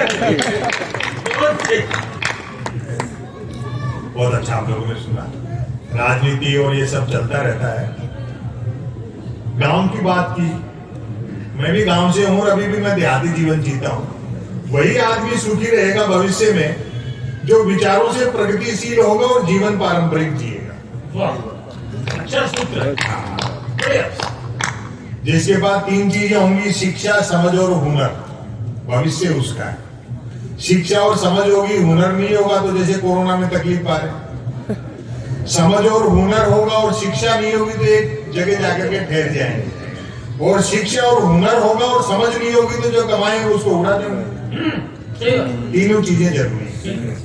नेता अपना काम करते रहते हैं। बड़ा अच्छा लगता है ये देख करके व्यंग पैदा होता है जब प्रधानमंत्री कहते हैं कि हम किसी अपराधी को नहीं माफ नहीं करेंगे, उसी समय देखते हैं कि बगल में एक अपराधी मंत्री बैठा है। क्या बात। ये व्यंग मैं इसलिए सुनाना चाहता हूँ, इसको राजनीति के चश्मे से न देखें आप। स्वच्छ भारत अभियान की कहाँ जरूरत है? जो गांव की बातें आपने की, चुनाव के बाद पार्टी बदल लेते हैं और फिर दोष जनता को देते हैं कि जैसी जनता होगी वैसे नेता होंगे। यार हमारे हाथ में कुछ है ही नहीं। और राइट टू रिकॉल दो, हम बताते हैं कि जिसको भेजा उसको वापस कैसे बुलाया जाता है। इधर आ गया वो, इधर जीत करके उधर चला गया, कोई पता नहीं लग रहा है। थोड़े दिन बाद तो मेरे ख्याल और सुविधाजनक हो जाएगा काम। ये सारे विधायक और सांसद जो है वो अमेजन और फ्लिपकार्ट पे मिलेंगे और बूढ़े जो नेता है बहुत सुंदर, बहुत सही।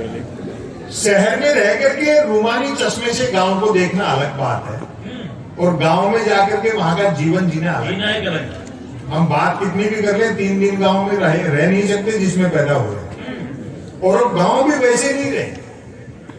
जो राग द्वेष, जो लड़ाई झगड़े, दांव पेच, राजनीति के और सारी जो सामाजिक और इस तरह की विषमताएं हैं वो शहर की तुलना में ज्यादा है। बस शहर में गांव में दो अंतर है। शहर में सांप्रदायिकता है, जातीय कट्टरता नहीं है। गांव में जातीय कट्टरता है, सांप्रदायिक विद्वेष नहीं है। ये अंतर है। दूसरा, गांव के आदमी का सेंस ऑफ ह्यूमर स्वभाव से सुनेंगे, मुझे अच्छा लगेगा। एक आदर्श भारतीय गांव। आज भी जो ये मानते हैं कि भारत की आत्मा गांव में बसती है, मेरे ख्याल से उन्होंने गांव उतने ही देखे हैं जितनी की आत्मा। ये थोड़ा गंभीर व्यंग है। सुनिए, जिस आदर्श गांव का जिक्र मैं करने जा रहा हूं वह राजधानी से 50 किलोमीटर पश्चिम में है। क्योंकि रास्ते में शराब के कई ठेके पड़ते हैं, अतः ये दूरी घटती बढ़ती भी रहती है। कहते हैं कि उक्त आदर्श गांव किसी जालिम सिंह नामक डाकू ने बसाया था। पुराने गांव की ठाकुर साहब ने, सेठ जी ने, चौधरी ने, पटेल ने वो बसाते थे। अब ये देखें आप, कहते हैं कि उक्त आदर्श गांव किसी जालिम सिंह नामक डाकू ने बसाया था, जो कि निहायत ईमानदार और परोपकारी डाकू थे, क्योंकि निर्वाचित नहीं थे, चुने हुए नहीं थे। हालांकि बाद में उन्होंने भी डाकू जीवन से वीआरएस लेकर पॉलिटिक्स ज्वाइन कर ली थी। उनके समझ में आ गया होगा कि एक डाकू को जिनके यहाँ डकैती डालने जाना पड़ता है, चुनाव जीत लेने पर वे ही लोग घर बैठे दे जाते हैं। और जिस बात के लिए मैंने व्यंग लिखा, आज की रात इस पुस्तक मेले के पवित्र मंच से इससे आक्रामक और तीखा व्यंग मैं कर नहीं सकता था। बात अच्छी लगे तो उसकी दाद दे, न अच्छी लगे तो मेरे हौसले की दाद दे। असली स्वच्छ भारत अभियान की कहाँ जरूरत है? देखिए, यूं भी अपराध और राजनीति में महज वोटिंग का ही तो अंतर है। संसद पर जिन आतंकियों ने हमला किया था, सुरक्षा प्रहरियों ने उन्हें गोली मारने से पहले निश्चित ही कहा होगा, मानते हैं आप आतंकवादी हैं, बहुत बड़े अपराधी हैं, लेकिन चुनाव जीते बिना अंदर नहीं जाने देंगे। बहुत बड़ी हिम्मत है। आदर्श गांव में 10 दिशाएं, तीनों मौसम, 12 महीने और 7 वार सब होते हैं। बस एक तो गांव के उत्तर में किसी भी साइज का कोई हिमालय नहीं है, और दूसरा गांव 3 तरफ से समुद्र से घिरा हुआ नहीं है। गांव वालों का दावा है कि डाकू जालिम सिंह जी 2-4 दिन की और जीवित रह लेते तो ये दोनों चीजें भी गांव में होती। गांव के लोग किफायती इस हद तक है, मृत्यु ही कम खर्चीले। गांव के लोग किफायती इस हद तक है कि किसी को मिस कॉल तक अपने फोन से नहीं मारते। और दरिया दिल ऐसे कि मिस कॉल मारने के बाद फोन कर करके भी पूछते रहते हैं कि मिस कॉल मिला क्या। गांव में कुल 13 पर्यटक स्थल है, टूरिस्ट पैलेस, 3 शराब के ठेके, 1 मंदिर, 1 प्राइमरी स्कूल, 2 कुएं, 1 पुलिस चौकी तथा 5 शमशान घाट। ये गांव के टूरिस्ट पैलेस है। सरकारी ठेकों के बावजूद हस्तनिर्मित शराब को ही प्रायोरिटी दी जाती है, ताकि ग्लोबलाइजेशन के इस भीषण दौर में भी स्वदेशीपन बना रहे। अधिकांश लोग शराब पीते हैं, बहुत अच्छा सुन रहे हैं। अधिकांश लोग शराब पीते हैं, कई नहीं भी पीते हैं। जो नहीं पीते हैं वे पीने वालों को समझाते बुझाते रहते हैं। उनके समझाए से जब पीने वाले नहीं समझते हैं तो दुखी होकर वे भी पीने लगते हैं। लोगों में सरकारी नौकरियों के प्रति बड़ा मोह है। सबका प्रयास रहता है कि काम ऐसा हो जिसमें काम न हो। जहां तक मेहनत मजदूरी का सवाल है, मेहनत करने वाले को मजदूरी नहीं मिलती, और जिसे मजदूरी मिल जाती है वह मेहनत बंद कर देता है। सबके आपसी संबंध गठबंधन सरकारों जैसे हैं, अर्थात स्वार्थ ही 2 लोगों को जोड़ता है। उम्र का फासला भी रिश्तों में बाधक नहीं बनता।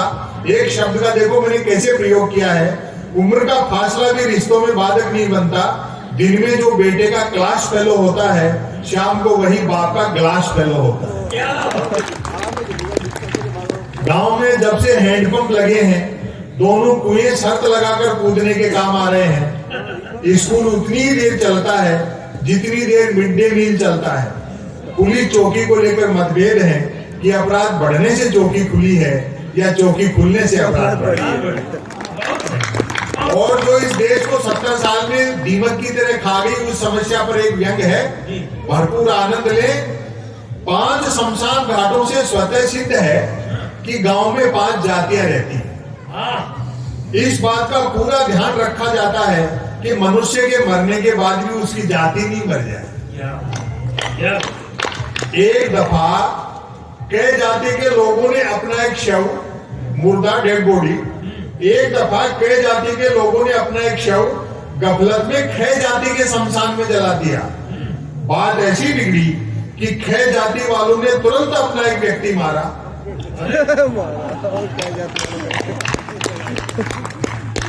और उसे कई जाति के शमशान में जलाकर बदला। और व्यंग पर तो तालियां अब उठेगी आपकी। अंततः लोकल विधायक ने दोनों जातियों से 2-2 लोग मरवाकर उनके अपने अपने शमशानों में जलवाए, तब जाकर शांति हुई। एकमात्र मंदिर का निर्माण भी ठाकुर जालिम सिंह जी करा गए थे। और मैं तो कहता हूँ अक्सर कि जिस देश में शिक्षण संस्थाओं से ज्यादा धर्म स्थल होंगे वह क्या अच्छे दिन आए। आप क्या सोचते हैं, क्या विचारते हैं, ये भी कोई और तय करना है। किताबों के सामने सबसे बड़ा संकट ये भी है। मुंशी प्रेमचंद की एक कहानी है ईदगाह, वो पाठ्यक्रम से इसलिए हटा दी गई कि अगर बच्चे ये सीखते रहेंगे कि हामिद दादी के लिए मेले से चिमटा अभी भी खरीद रहा है और मेले भरे जा रहे हैं, तो मल्टीनेशनल कंपनियों के ब्रांडेड चिमटे ऑनलाइन कैसे बिकेंगे। ये एकमात्र मंदिर का निर्माण भी ठाकुर जालिम सिंह जी करा गए थे। कथा है कि एक रात सपने में उन्हें एक साधु ने ताना मार दिया था कि मूर्ख, लूट का माल यो ही नहीं बचेगा, थोड़ा दान धर्म भी करना सीख। कहते हैं बात ऐसी चुभी कि डाकू जालिम सिंह जी ने अगली ही रात आसपास के कई मंदिरों को लूटा और उसी मेहनत की कमाई से इस मंदिर का निर्माण किया। घरों में 2 चीजें सबके यहाँ फाइनेंसित हैं, मोटरसाइकिल और टेलीविजन। मोटरसाइकिल इसलिए कि गांव सड़क मार्ग से शहर जा सके, टेलीविजन इसलिए कि शहर आकाश मार्ग से गांव आ सके। टीवी ने तो ज्ञान के क्षेत्र में क्रांति कर दी। कक्षा में मास्टर जी महाभारत के रचयिता का नाम पूछते हैं तो बच्चे BR चोपड़ा बताते हैं। बहुत मोहब्बत दी आपने, मैं पुनः इन कवियों का आभारी हूँ। इतनी अच्छी रचनाएं आप सब लोगों ने सुनाई, आपने बहुत मोहब्बत से सुना। मैं इसका समापन कर रहा हूँ। गांव का सेंस ऑफ ह्यूमर देखें और सांप्रदायिक सद्भाव देखें। दुनिया में जो है मोहब्बत रहनी चाहिए। जब जंगल में आग लगती है तो न तो वो बरगद बचते हैं जो हवा को आंधी में बदलेंगे, और न वो बांस बचते हैं जो आपसी रगड़ से चिंगारी पैदा। प्रेम मोहब्बत बहुत जरूरी है। तब आप देखें जो हो, गांव वालों में परिहास प्रति सेंस ऑफ ह्यूमर लाजवाब है। चरणदास जी हड़बड़ी में जरा छोटे जूते खरीद लाए, दुकानदार ने बिका हुआ सामान वापस नहीं लिया क्योंकि दिन भर में एक ही बिका। लाचार चरणदास जी को ठांसे के जूते काट रहे हैं और वे लंगड़ाते हुए चल रहे हैं। रास्ते में टकरा गए इकबाल मियां, पूछ बैठे चरणदास जी जूते कहां से मार लाए, मतलब कितने के पड़े। एक तो जूते काट रहे थे, ऊपर से इकबाल मियां की मार लाए और पड़े जैसी भाषा। समापन कर रहा हूँ, विदा करना। इकबाल मियां की मार लाए और पड़े जैसी भाषा। चरणदास जी ने झल्ला कर कहा पेड़ से तोड़े। इकबाल मियां बोले महाराज कच्चे तोड़ लिए।